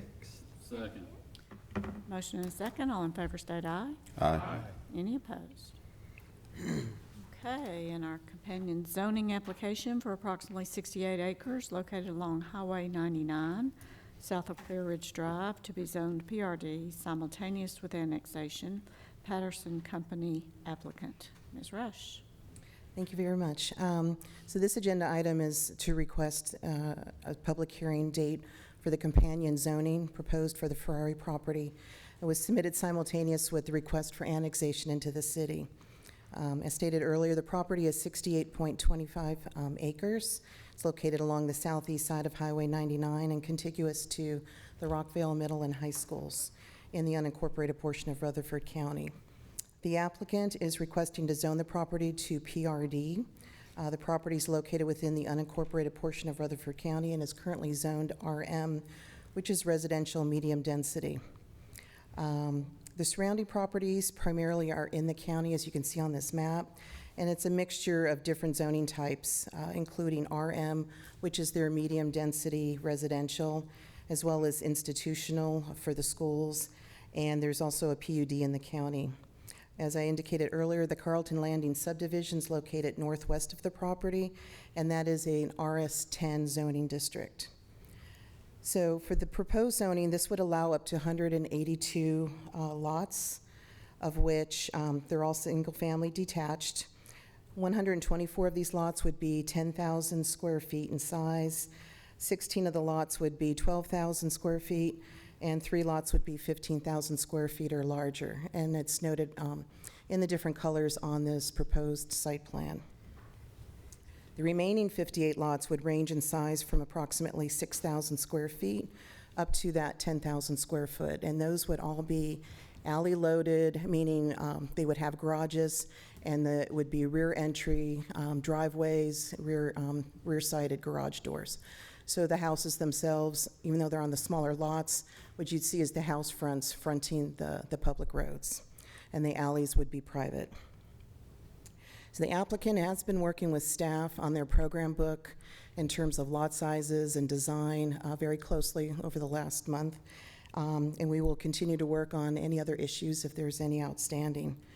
In addition, the property is in the sewer assessment district for the city, and this would be the last property that would be served for sewer south of the current city limits. A lot of these details are contained in the draft program book that was included in your attachments to the staff report. The future land use map indicates, this is on our draft, indicates that suburban residential would be the appropriate land use character.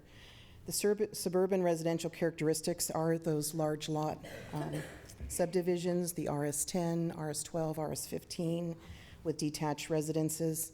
A lot of them are side entry garages. This PRD also proposes to have side entry garages on the larger lots. The suburban residential characteristic is intended to transition from the rural areas to the more city areas, and the PRD does allow for, it is a compatible zoning district in this land use designation, and it does allow for smaller lot sizes with increased open space areas.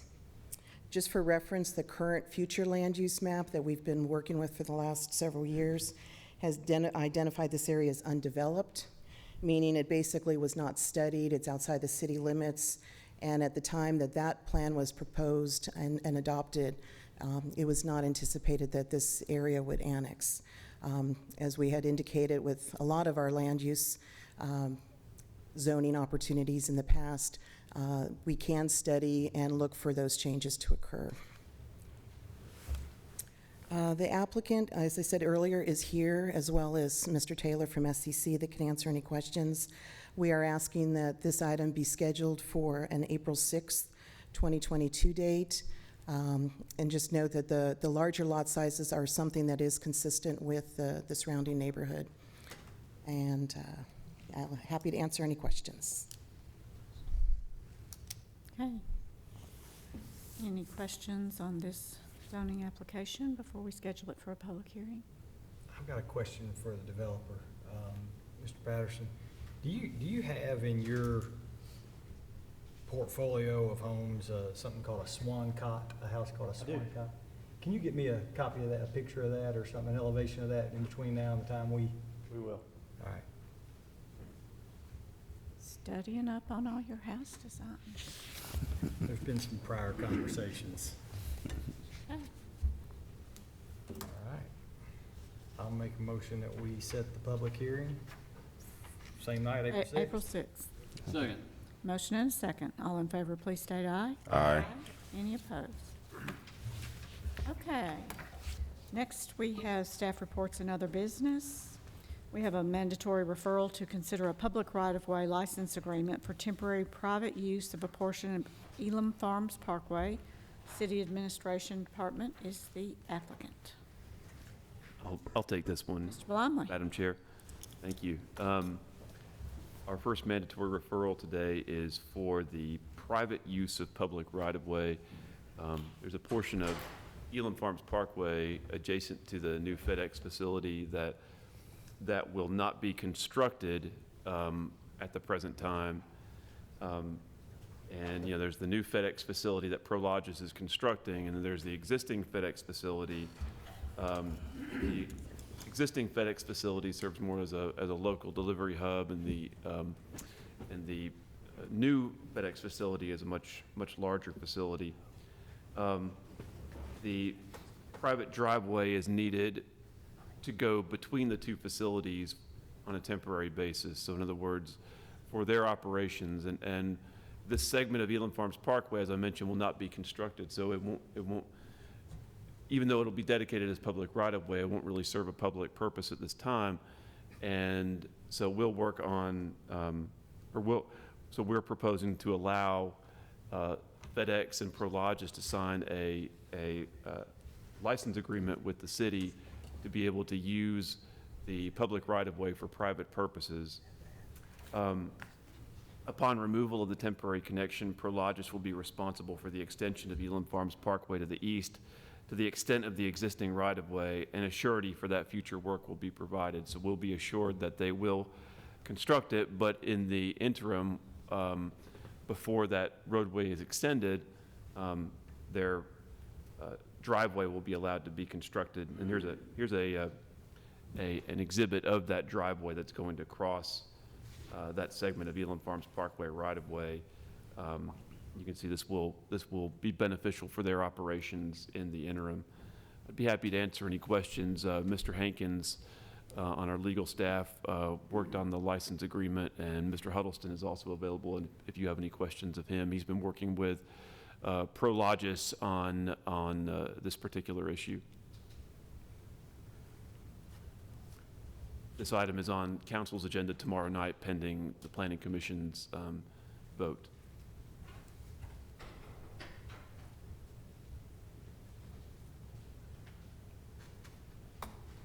If there's no question, I'll make a motion to approve, subject to any and all staff comments. Second. Motion and a second. All in favor, please state aye. Aye. Any opposed? Okay. Our next item is a mandatory referral to consider the acquisition of property located at 2140 North Thompson Lane. City Administration Department is the applicant. And I will take that one. Unfortunately, Mr. we're not Rice. on TV, but I am going to play Gary Whitaker for a little bit. All right. Included in the current CIP is two lines for the building of a new office for fire administration. And also in the CIP is a plan to build a new office for Park and Rec administration. As construction costs and other things have gone a little bit excited here in the last few months, particularly, and it doesn't look like that's going to go back, calm down any in the near future. Staff has looked at other alternatives and has been presented with this particular building out at 2140 North Thompson Lane. This has one tenant in it now on a small portion of it, and the city is working with him to relocate. The building is built such a way that it's very convenient to put two different tenants essentially into the same building. There's photograph attached to this that can kind of give you the way that is. Also, this building, the second story was mostly destroyed during the Good Friday tornado. It was built back, but has not been completed on the second story, so it's just framed out. So that'll make it substantially less money. Matthew? Mr. Rhodes, if you'll let me interrupt you and ask the cable department if we could switch over to my laptop. I've got a street view that may aid Mr. Ives in his Okay, great. Yes.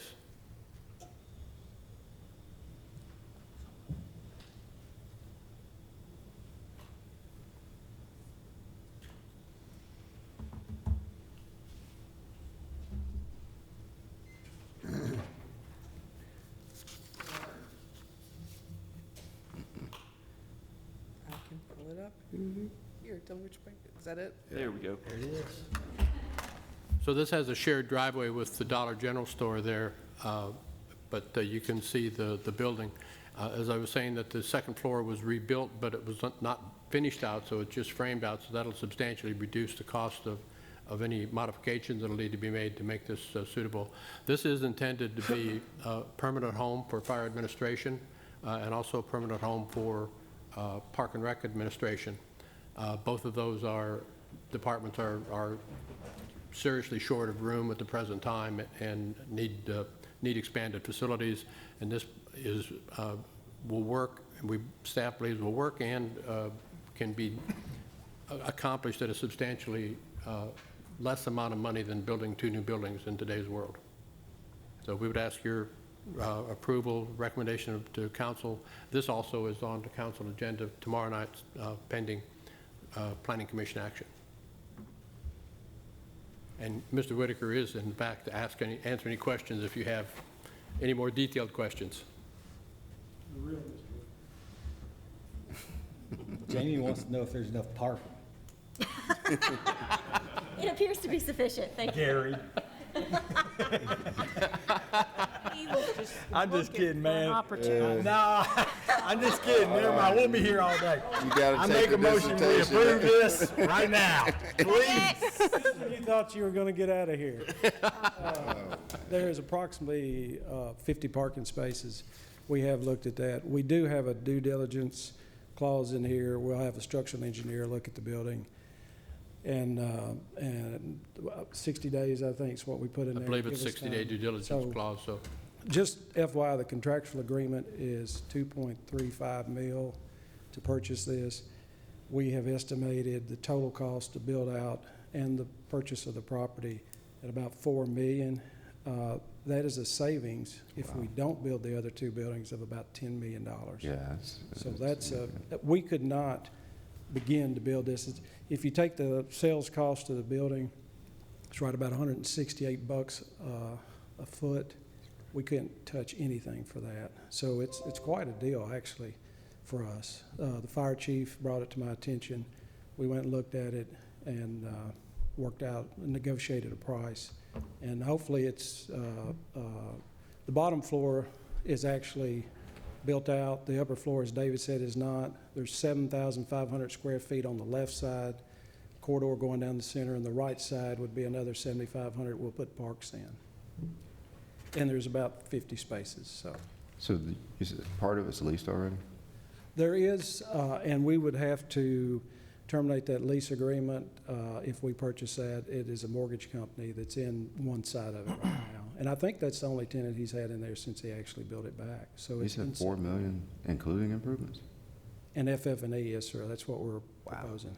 So it's a pretty good deal. Can I buy it? If I can pull off the second floor build out, it'll be a great deal. So, All right. I'll move for approval. Thank you, Mr. Second. Whitaker. yes, thank you. We have a motion and a second. All in favor, please state aye. Aye. Any opposed? All right, now we are going back to item 5, which was old business. There we have the proposed amendment to the zoning ordinance pertaining to the following. Section 2, interpretation and definitions. Section 18, regulations of general applicability. Section 25, temporary and accessory structures and uses. Section 34, floodplain zoning. And Chart 2, minimum lot requirements, minimum yard requirements, and land use intensity ratios, including Chart 2 endnotes. The City of Murfreesboro Planning Department is the applicant. Mr. Blomley. Thank you, Madam Chair. I'm going to go over some of these exhibits that we've provided in response to the discussion from the March 2nd meeting. And then we'll be happy to answer any questions, help facilitate the discussion. First of all, thanks to Mr. Aguilera, who's, as you mentioned, it's also his birthday, so happy birthday to him. Happy birthday. You worked very hard on these exhibits, including going out at night and taking pictures of stadium lights. So we appreciate his hard work on that. So just going to go over these one by one and what we were trying to convey in these exhibits. So you'll notice on the first exhibit, on many plats, there is something that we call the typical setback diagram, which basically shows a typical lot in a subdivision and indicates the... What do you call in the first exhibit? That is this one right here. Okay, Should be on an 11 by 17 in front of you. got it. And so what we've done, of course, this is, we were very intentional in identifying that this is not to scale, but it's just, it's rough, and it's meant to kind of show you the relationship between the setbacks for the principal structures in the industrial zoning districts and what we're proposing for industrial accessory structures that would exceed the 75-foot maximum building height that is already in the LI, GI, and HI zones. So you see that in those industrial zoning districts, there are 42-foot front setbacks, 10-foot side setbacks, and 20-foot rear setbacks. And so, so what we've just for hypothetical purposes, you notice on the bottom it says public right-of-way, so that's the front. On the sides, it's industrial zoning. We're using those as a side lot line, and on the rear as residential zoning to the rear. And so on all of those, along all those property lines, for any structure, whether an accessory structure or a principal structure, which could go up to 75 feet by right, they would be bound to, and this is under our existing regulations, but they would be bound to the standard bulk zoning districts of those, or bulk setback requirements of those zoning districts. So 42 front, 10 side, and 20-foot rear. And so what we've tried to do is indicate that where a accessory structure that would be greater than 75 feet could be located would be, and in this instance, say a 100-foot tall accessory structure, it would be much more restrictive under the proposed regulations than, say, a 75-foot tall structure under our current regulations. So, so you see that there would be a 100-foot setback off of the front and the sides, presuming that the two side lot lines are abutting industrial zoning, and there would be a 200-foot setback from the residential zoning to the rear. That's what that exhibit is attempting to demonstrate. Now, the next one that's also in an 11 by 17 is just kind of a profile. And once again, this is not to scale, but it's meant to kind of give you an impression of what you'd be looking at with say a 75-foot tall structure, which would be allowed by right in an industrial zone, setback 20 feet from an adjoining property line with a house. And so the house, if it's RS-15, would have a 30-foot rear setback. The industrial principal or accessory structure would have a 20-foot rear setback. So you'd have about 50 feet in between those two structures. With the 100-foot accessory structure as proposed being a minimum of 200 feet off of that property line, there would be about a 230-foot separation from the residential house to the proposed taller accessory structure. So this is just kind of meant to give you an idea of what we're trying to do with the increased setbacks is make it so that those structures are not towering over any adjacent residential uses. They're far enough away so that it would not give that effect. And the existing 75-foot height requirements in the LI, GI, and HI zone you know, it could be argued might have a more negative impact on the adjacent residential uses than a 100-foot tall accessory structure more than 200 feet away.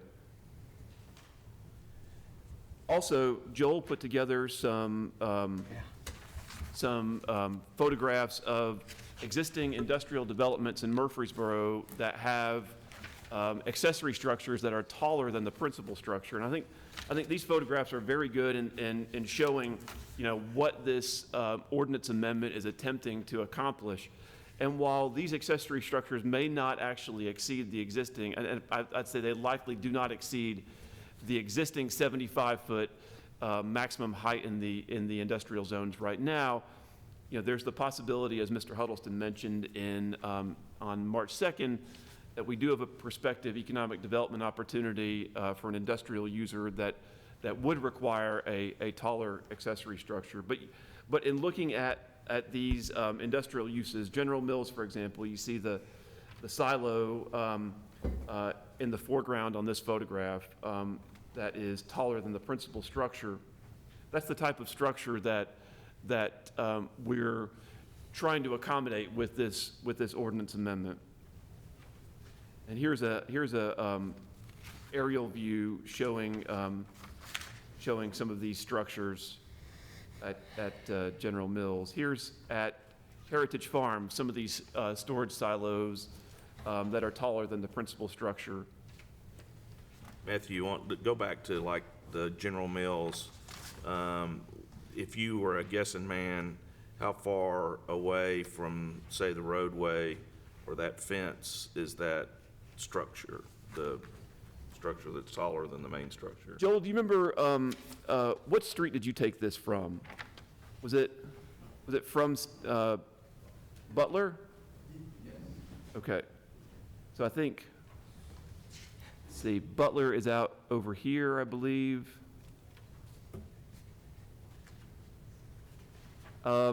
Just in eyeballing it, I'd say it's probably between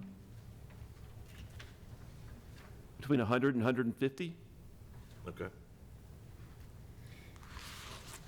Matthew, did you say a residential lot has a 30-foot setback?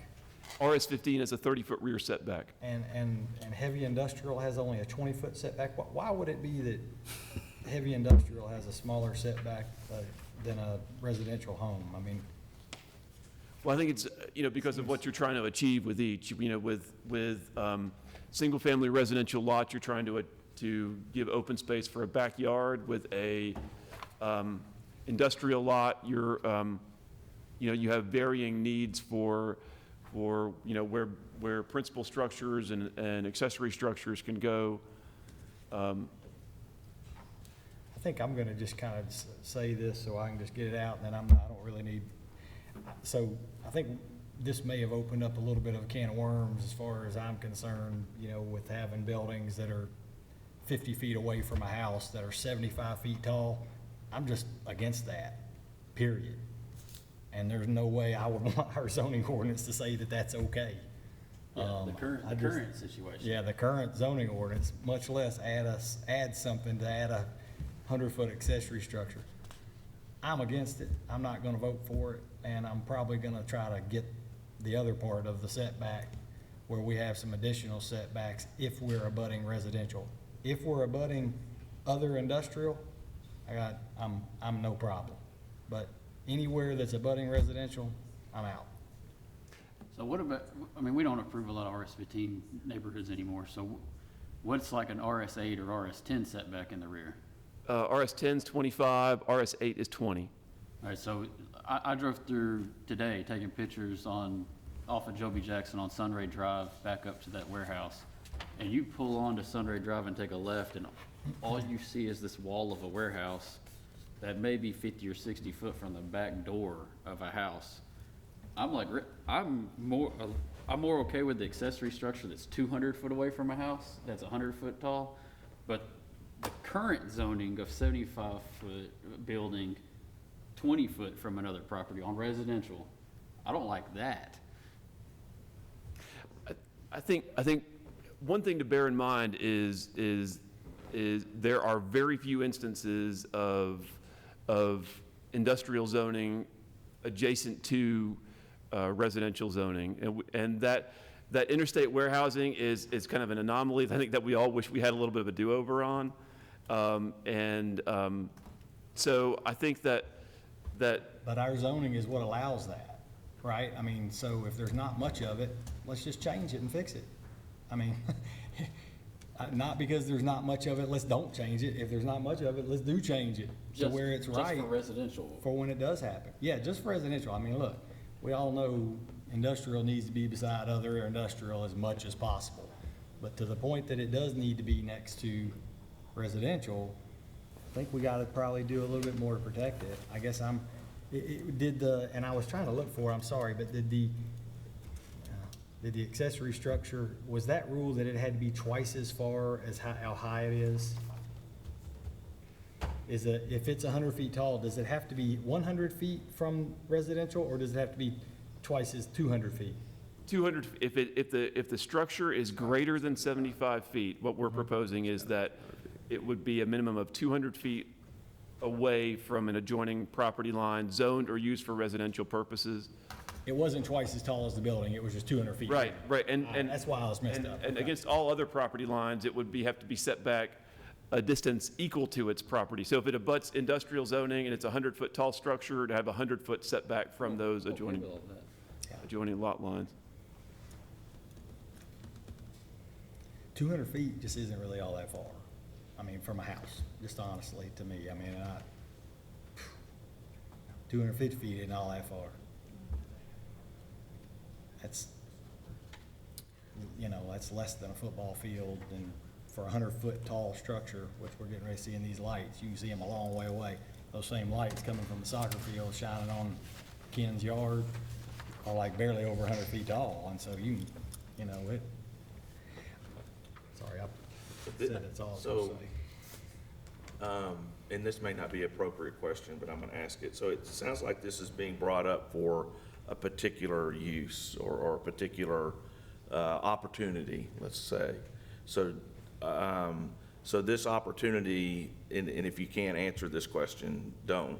But is this opportunity such that we know it's next to a residential zone lot or community? I think it's not necessarily just one opportunity. I think it's and I think Mr. Huddleston mentioned this on March 2nd, is that we have been contacted by the Chamber of Commerce when there are economic development opportunities, and these are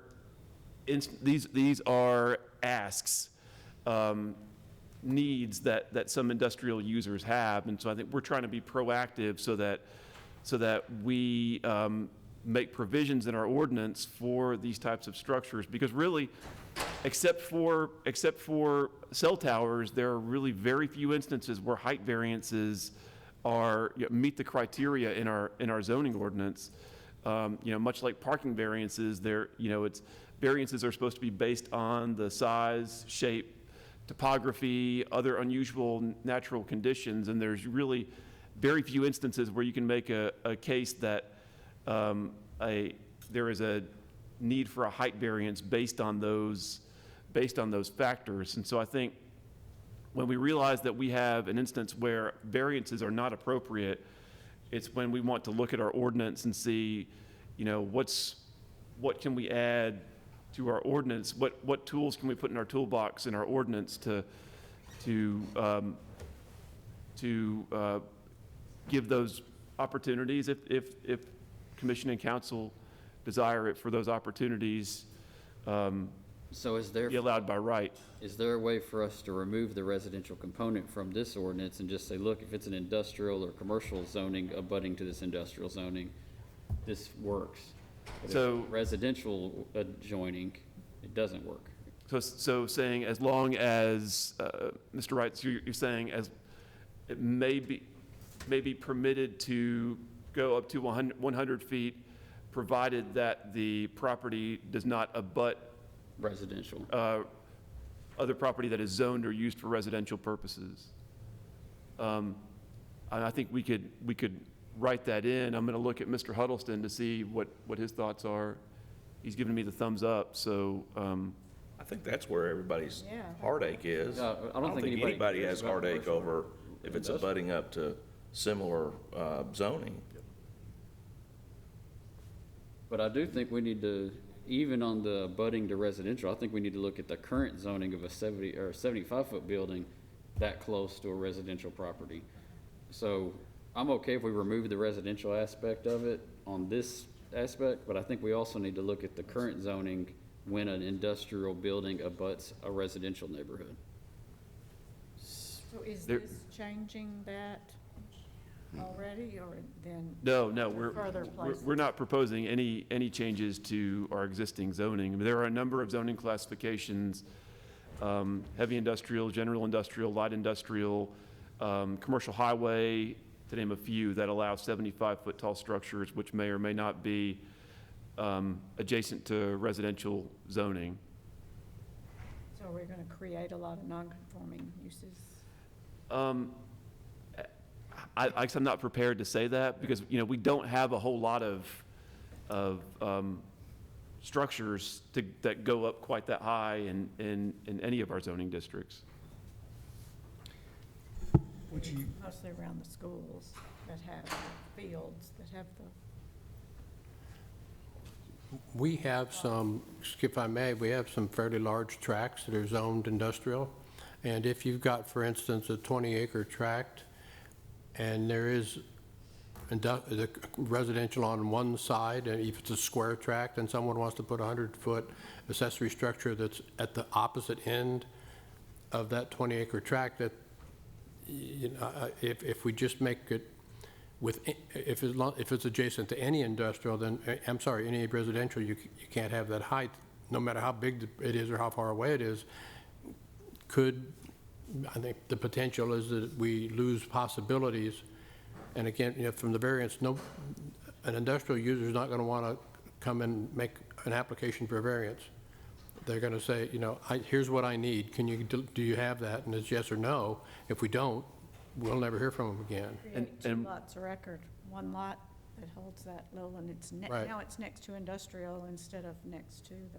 Yeah, it could be potentially that if you just use the lot lines, that you could have a smaller lot that's not adjacent to residential, but it's separated by a smaller lot that could actually be allowed to have one, that a larger lot that you could actually potentially get more separation from a residential lot may not. So David makes a good point. Perhaps if there is a larger separation that we could include as opposed to. Yeah, distance requirement. Yeah, Just distance change the requirement. Distance requirement rather than necessarily the abutment language. But look, I mean, maybe and you know, we can all figure this out here today if we want to, but we may not be able to think about every little thing that comes up. It needs to be studied. I think if I have a general feel from everybody else, and everybody can nod or say, oh, heck no, but, I mean, you know, we need probably just come up with, hey, what do we think are a couple of these items? And I'm okay, you know, if we're talking about, you know, I don't even know the right number, 600 feet? Yeah, I was You thinking know, five. yeah, 500 or 600 feet or something instead of 200, maybe that makes me feel better. And then we can just say that's the distance requirement rather than it abuts. That way we just know wherever you are in the 20-acre tract, or even if you cut it into two lots of record just for a little funky reason, we cut that out if we do the distance requirement to just say, hey, look, you gotta be 500 or 600 feet. So I guess maybe if everybody sort of nods at that, let's have them study. I think if you take the setback from the house and look at the sight line from the, you know, so that your building is blocking that, so that you don't see it. Here's what, I'll tell you, this is, And I think you're gonna get to about Yeah, 500 or 'cause- 600 feet when you do that. well, you might, but if we keep it simple, because here's the thing, you know, that's why the variances are built like they're built, to take into account land undulations and all that kind of stuff, because you can say, well, look, this could be 100 feet because I'm down in a hole 60 feet and it only sticks up 40 feet. That's a perfect reason for a variance, right? Yeah. But they're saying that doesn't happen very often, and obviously this piece of property or whatever, or some pieces of property out there probably don't have that. Yeah. So maybe we have them take a look at what would be the implications if we shifted that number to more like a 500 or 600 foot. I would say in a separate matter, a separate motion, I wouldn't necessarily want to include it into this because of reasons of not to delay getting this piece figured out, that we would also have staff study some similar kinds of ideas for the height of the building next to residential. Just to give us some ideas, instead of us sitting here today going, I want, you know, because in my mind, I'm sitting there thinking, well, I would want the side, you know, the height of the building to be equal out the setback maybe, you know, if it's gonna be 75 feet tall, it's gotta have at least a 75-foot setback. But there may be implications that I'm not thinking about, but, you know, something like that would be in my mind as it relates to that height requirement of just the building. But I might suggest that we view that or put that under a separate item other than this one that we're doing, or Well, if they're I all think separate. If we're looking at changing anything other than what we've presented today, like if we're looking at kind of the bigger picture, the 75-foot on CH, LI, GI, HI, other than just this kind of micro issue of the accessory structures, then I think that has to be in a separate, like, because it has to be advertised separately because it wasn't a part of this. Okay, so all I'm asking for is I would like, and the planning commission, if you would like to at least take a look at that to see what the implications would be of looking at, I don't think any of us kind of like the idea of that 75-foot building 40 or 50 feet away from a house. That's what so if you look at that in a separate, and then maybe come back to us again, I apologize, but maybe the right answer here is to come back with some ideas about that implication of moving that distance, unless the planning commission feels like we're ready to say, let's make it 500 feet and whatever happens, happens. I kind of would be, but. From staff standpoint, I think we're comfortable with, if you wanted to put a distance in there, I think we're comfortable with that.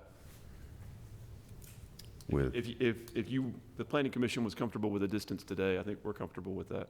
And going ahead and saying in relation to residential property, it'd have to be at least, I think it's gotta be at least 500, if not 600. That's the minimum, so what do you, Yeah.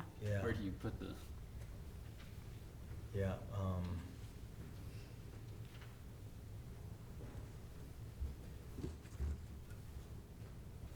yeah, I mean, that's a toughie, but, you know, this is one of those that we could change again if it, you know, it's not, I mean, but I think the point is, we keep it in here. Well, I mean, I don't want to get unreasonable, but staff, do Yeah, y'all have, I mean, but if we went to 750, what does that do?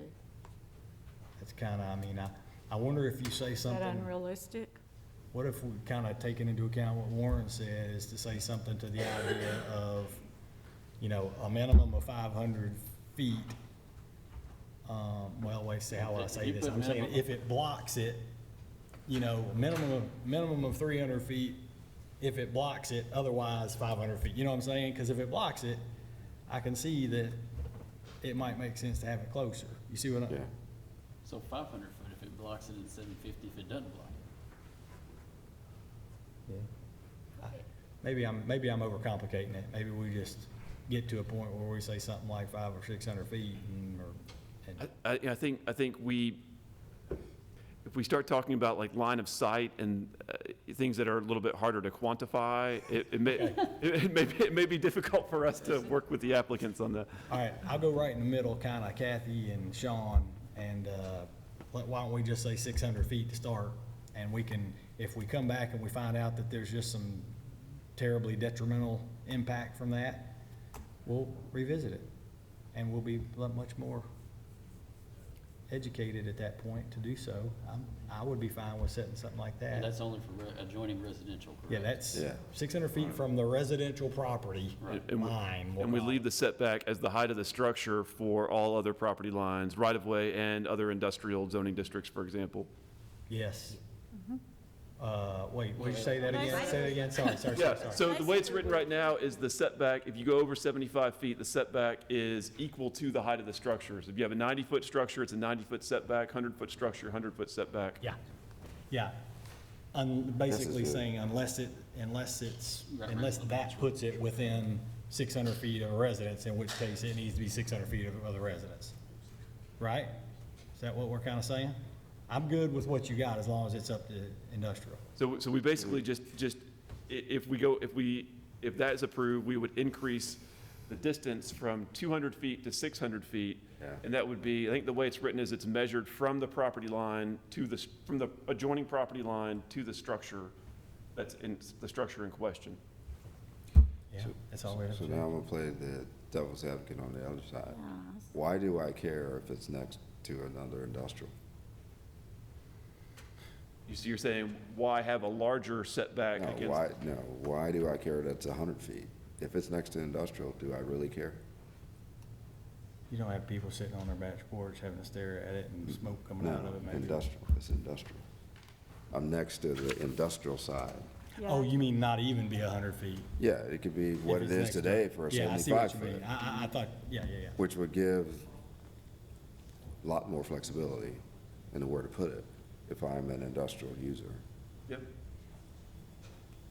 But I just Was think it on the the, fall zones, if you want it to be at least if it fell over? No. Oh. Well, that's Makes sense, actually, that's though. not a bad idea. Leave it like it Makes is. some Leave it sense, like it though. is. No, leave it like it is. I don't want to be Matter responsible of for fact, how that. about an extra 5 feet just Yeah. for, just for. I think it was, I think some of it had to do with like, so one of those property lines is a public right-of-way. I think some of it had to do with like view shed to the public right-of-way and not having a 100-foot tall accessory structure at the 42-foot front setback, pushing it back a little bit. I think that was Good. part of it. I'm good. I just wanted, I'm thinking, and I just think when you're thinking about regarding the residential, I don't think that comes into, I don't think a structure comes into play on a residential. I think it's the residential zoning line. Yes. Because there may or may not be a structure there yet. It may be new development, it may, but if it's residential, period, from the property line of the residential zone, that's where the 600 feet comes into play. Can you remind us on a bigger picture level, we have these different section 2, section 18, section 25. Are we to take these individually? Is that, especially with us making some changes like this, is that? No, I think if you just, and it's kind of, there are 3 different topics, and those 3 different topics dovetail into multiple sections. So I think if you just give us the direction in your motion about what you want us to change, then we can take it from there. There's no need for you to vote on each individual section of that's listed in the agenda. Okay, but not even the three sections of what we're talking about, i.e. we still can have one motion for maximum building height, maximum height of light fixtures, and floodplain zoning? Yes. Okay, all right. So let me grab this and be made. So I'm changing, and this is the latest and greatest draft. I put this on your desk. So on the first page, where it has the numeral 200, I'm changing that to 600. And that's under number 2 in the 3rd bullet point, 4A2. Yeah.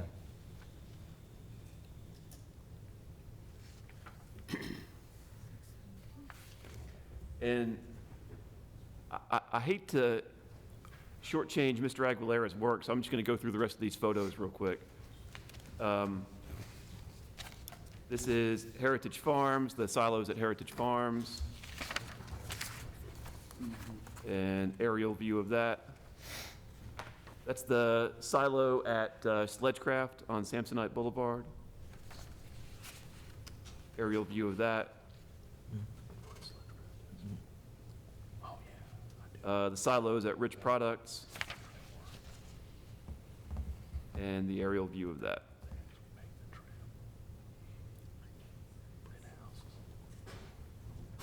those silos look to be between 50 and 60 feet. I'm sorry? They look to be between 50 and 60 feet.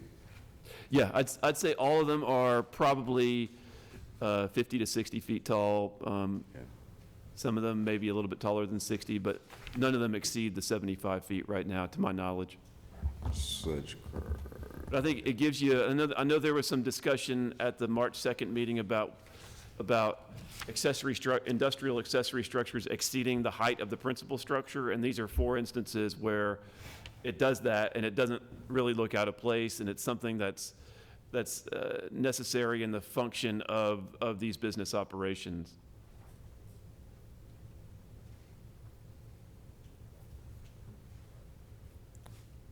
Okay.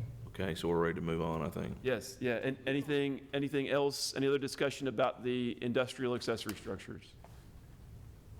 Okay, all right, so the next thing is the light fixtures at recreation fields. And we have pictures of the Siegel Park main soccer fields, the practice soccer fields at Siegel Park, which are on the Jordan Farm portion of Siegel Park. Those are the newer fields further to the west along Cherry Lane. Starplex fields at Sportscom, MTSU soccer fields, and Riverdale football stadium. Number 4 and 5, MTSU and Riverdale. Those lights were not on at night, so we only have daytime pictures of those. Mr. Halliburton, I remember you mentioned at the March 2nd meeting about the MTSU soccer fields being particularly bright at night. So these are the lights at the Siegel Park soccer fields during the day. I think these are, the lights here are older than the lights on the Jordan Farm, so it's a little bit different technology. And at night, you can see the glare on these, and I think one of the things that we wanted to point out was the difference in the effectiveness of these lights versus the ones on the Jordan Farm. Mr. LaLance, I think you mentioned at the daytime meeting about how there was, how at the Jordan Farm, those lights were almost entirely encapsulated on the soccer fields, and I think that If you look at that, look at that picture right there, you can see the grass is lit up right here by the parking lot, way far away from the field. and some of that may have to do with the parking lot lighting in that parking lot where those were taken. Yeah, I was actually looking at the other picture, though. You can kind of tell in that darker picture where there's no parking lot lighting. You see that? Yes. You can see that grass right there in the middle. And then when we go to the Jordan Farms, you notice that the fixtures are really focused downward, and at nighttime, Yeah. and if you look further from a distance, That was what I saw. I think these particular pictures are very telling.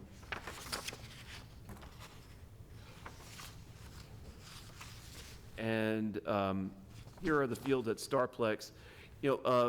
Talking to Mr. Nate Williams yesterday, and he said that the Recreation Department is in the process of retrofitting all of the city facilities with the technology that you see at the Jordan Farm. So, for example, Starplex, I think he said that that's one of the next ones on his list. I think, so pretty soon, at some point, all the lights on the city recreation fields will be like what's at the Jordan Farm.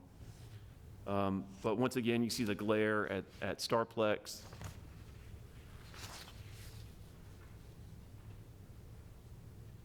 And the MTSU soccer fields in Riverdale, we have photographs from the daytime, but not nighttime.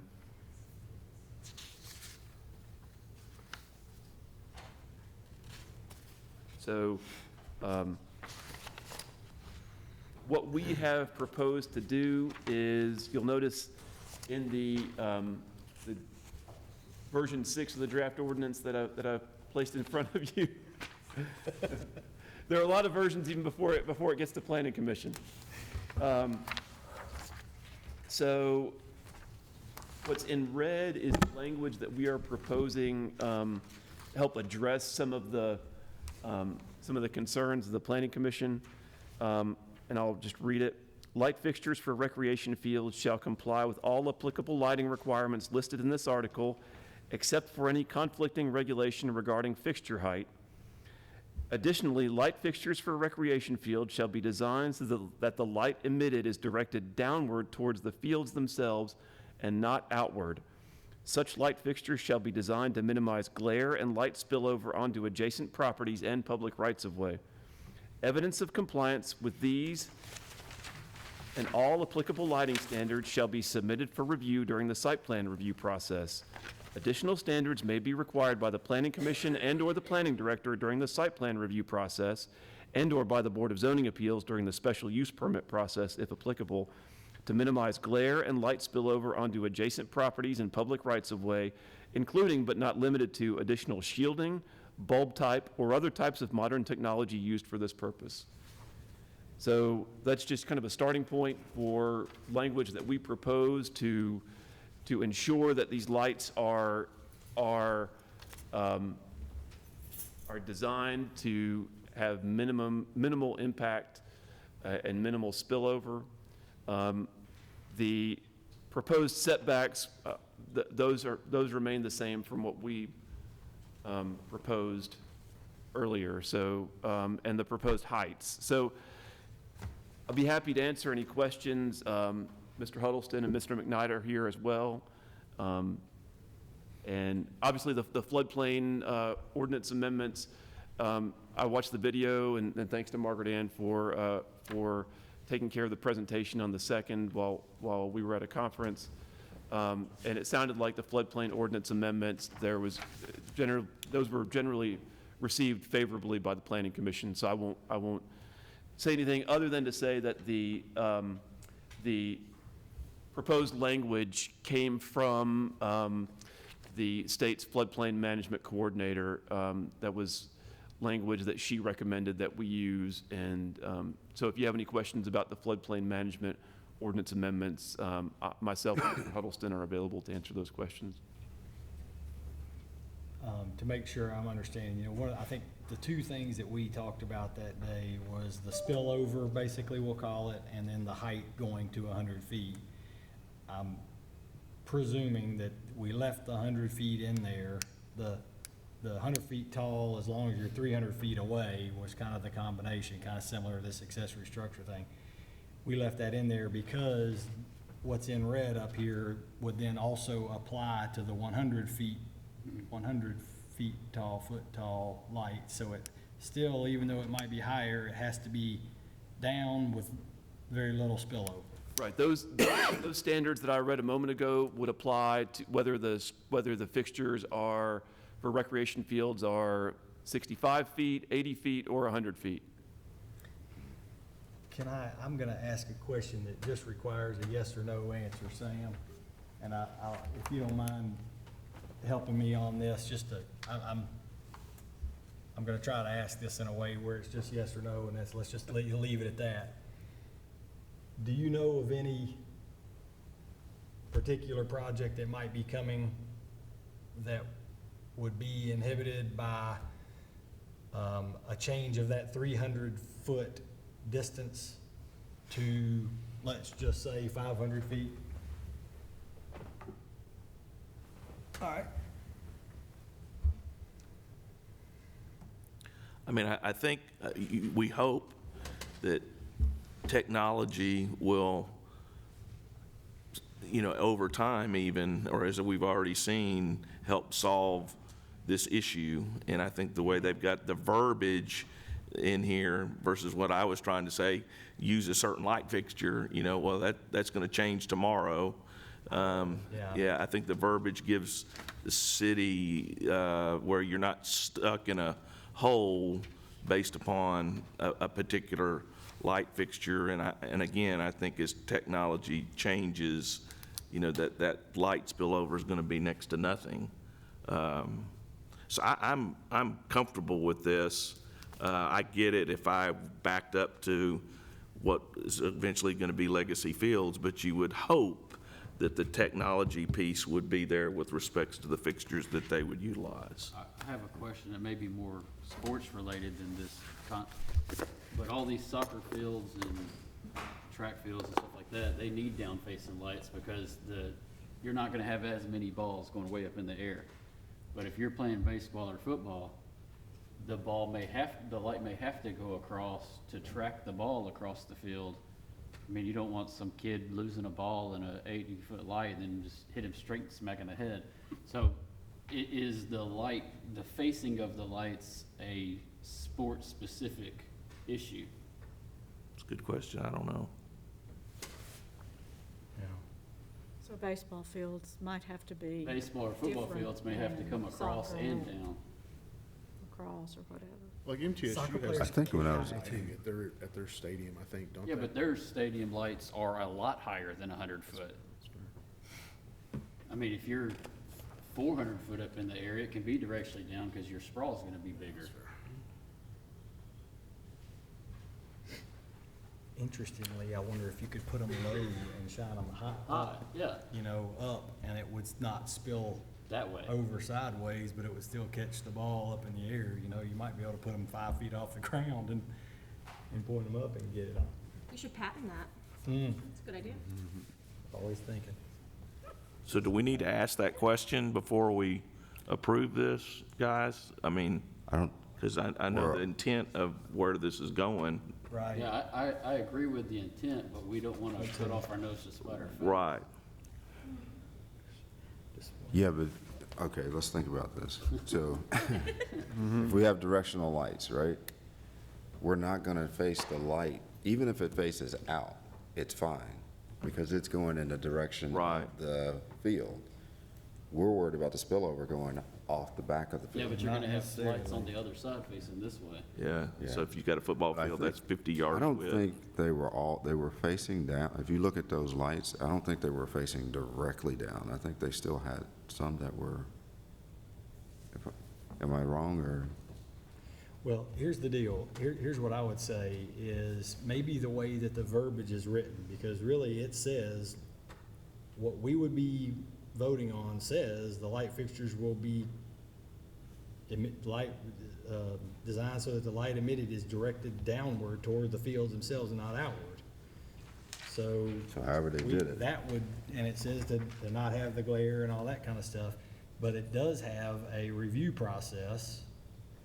Well, that's for additional, I'm trying to figure out, you know, if there would be a way for you guys to say, to basically, to Appeal. have them have an appeal that says, well, okay, well, look, I think at the end of the day, and maybe, I'm not gonna speak for everybody, I think most people, what the thought process here is, you know, we're trying to protect the ones that are right out there. So if we have the type of sport and field that's right out there, right next to the houses, and it's pointed down, Then you do all that. good. Yeah. And if you're over there by the interstate, Have the other and they're kind. pointed across, and you get a little spillover, that's probably all good too, right? I mean, so as long as that occurs, we're okay. That's kind of why I was going the 100-foot way, but I think that encompasses too much to put that in, you know, to add the distance requirement.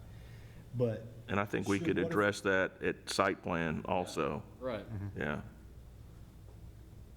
Because should we put language in here that would allow us to, so I'm kind of going the opposite way here than what I think we were sort of thinking I was going, but should we keep this language in here, but add language that allows the planning commission, for example, and/or director to be able to Make it work. make an exception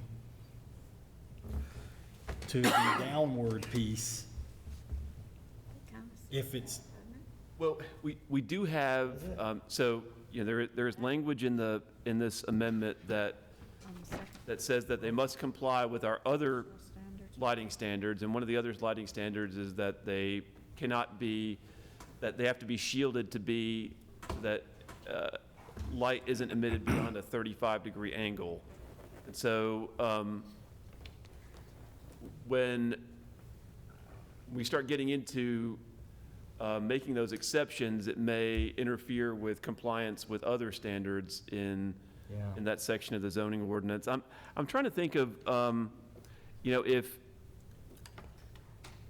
everybody else is okay with it, I'm okay with it, because it says, That kind of covers a lot of it, don't you think? well, I think this is the Board of Zoning Appeals, I think this is, This is saying, Planning Commission, Planning Director during the site plan review plus and/or the Board of Zoning Appeals Yeah, during but the we can special add use more permit restrictions. process to it's talking, minimize glare and light spillover onto adjacent properties and public rights-of-ways, including not limited.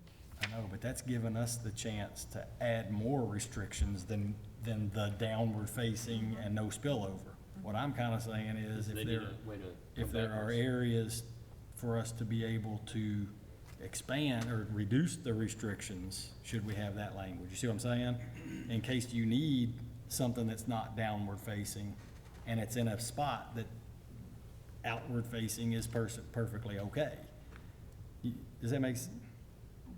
So I don't see that language is in there that would give, I mean, as I said, if everybody else is, if the people who are putting the lights in are okay with the way that it sounds, I'm all right with it too, but I think Sean has a pretty good point that there may be the need for something more than a 35-degree angle. What about stating it like, additionally, light fixtures for recreation fields shall be designed so that the light emitted is directed, we remove the word downward, directed towards the fields themselves and not outward towards adjacent properties. Yeah, that would work. That would certainly be one thing, and I was going down a different road, I'm sorry, but my mind was spinning, but if we said, if there was just sort of separate language in there that said, had a higher residential requirement for outward facing only, right? So we don't change the 300 feet for the downward facing, which I think achieves what we were trying to achieve, but that I think we'd be willing to have a more liberal direction, because if you face it outward, you're gonna have spillover. That's, even if it's LED. That's just the way that's gonna go. So, I don't know that we wanna open it up to say outward with still the same, you see what I mean? I think if I'm betting, I'm betting that the downward thing is gonna fit for the 300 feet, for the fields that are gonna be within 300 feet of residential property. Yeah, they can move around their fields. So this is probably okay. I'm just worried that, are we gonna do something that's gonna limit what they're trying to do over by the, Well, what about the PCA? The PCA fields that we've approved. see, that's a whole separate. That's a whole separate issue, but it's gonna fall under this ordinance. So when they build the football stadium in 10 years, that football stadium is within 300 foot of residential property. It's a PUD, so it's got its own. I believe, and I'm looking towards Ms. Smith on this, I believe there were specific light fixture standards put in that PUD for PCA. I think that's right. Yeah, that may be right. Yeah, so it's got its own rules. I'm okay doing it. If we need to revisit to get the outward, I mean, I just don't wanna, I wanna make sure we're not, are we tying anybody's hands for the bigger fields? All right, so. We could, you know, if the planning commission voted to approve today, staff could continue to look at that language and see, hearing your feedback, and if you're generally favorable towards the language that we have in there, then we can continue to kind of massage that language a little bit. I'm good with approving it. Yeah, I am too.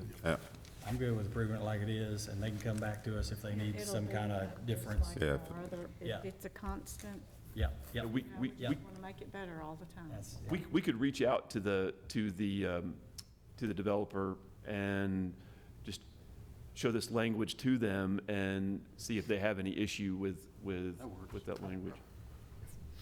I'm good with going ahead and knocking this one out, because here's the deal. If they say, yeah, it works, we'll have it knocked out. If they say, no, it doesn't, we're gonna have to go back to the drawing board anyway, and so we'll just go back to the drawing board, right? It's gotta come to council anyway. We can fix it at council. Yeah, send it on like it is, and By if we the need to time- change it, we can change it at council. Yeah, okay. I'll move for, well, hold on. And you're making this one, I am, but I wanna make sure nobody does have any questions about floodway stuff. oh, No. I think we were good on the floodway last time. Okay, y'all ready for this? Ready? I'm gonna make a motion that we approve the zoning ordinance amendment with the change in the distance requirement for accessory structures to 600 feet.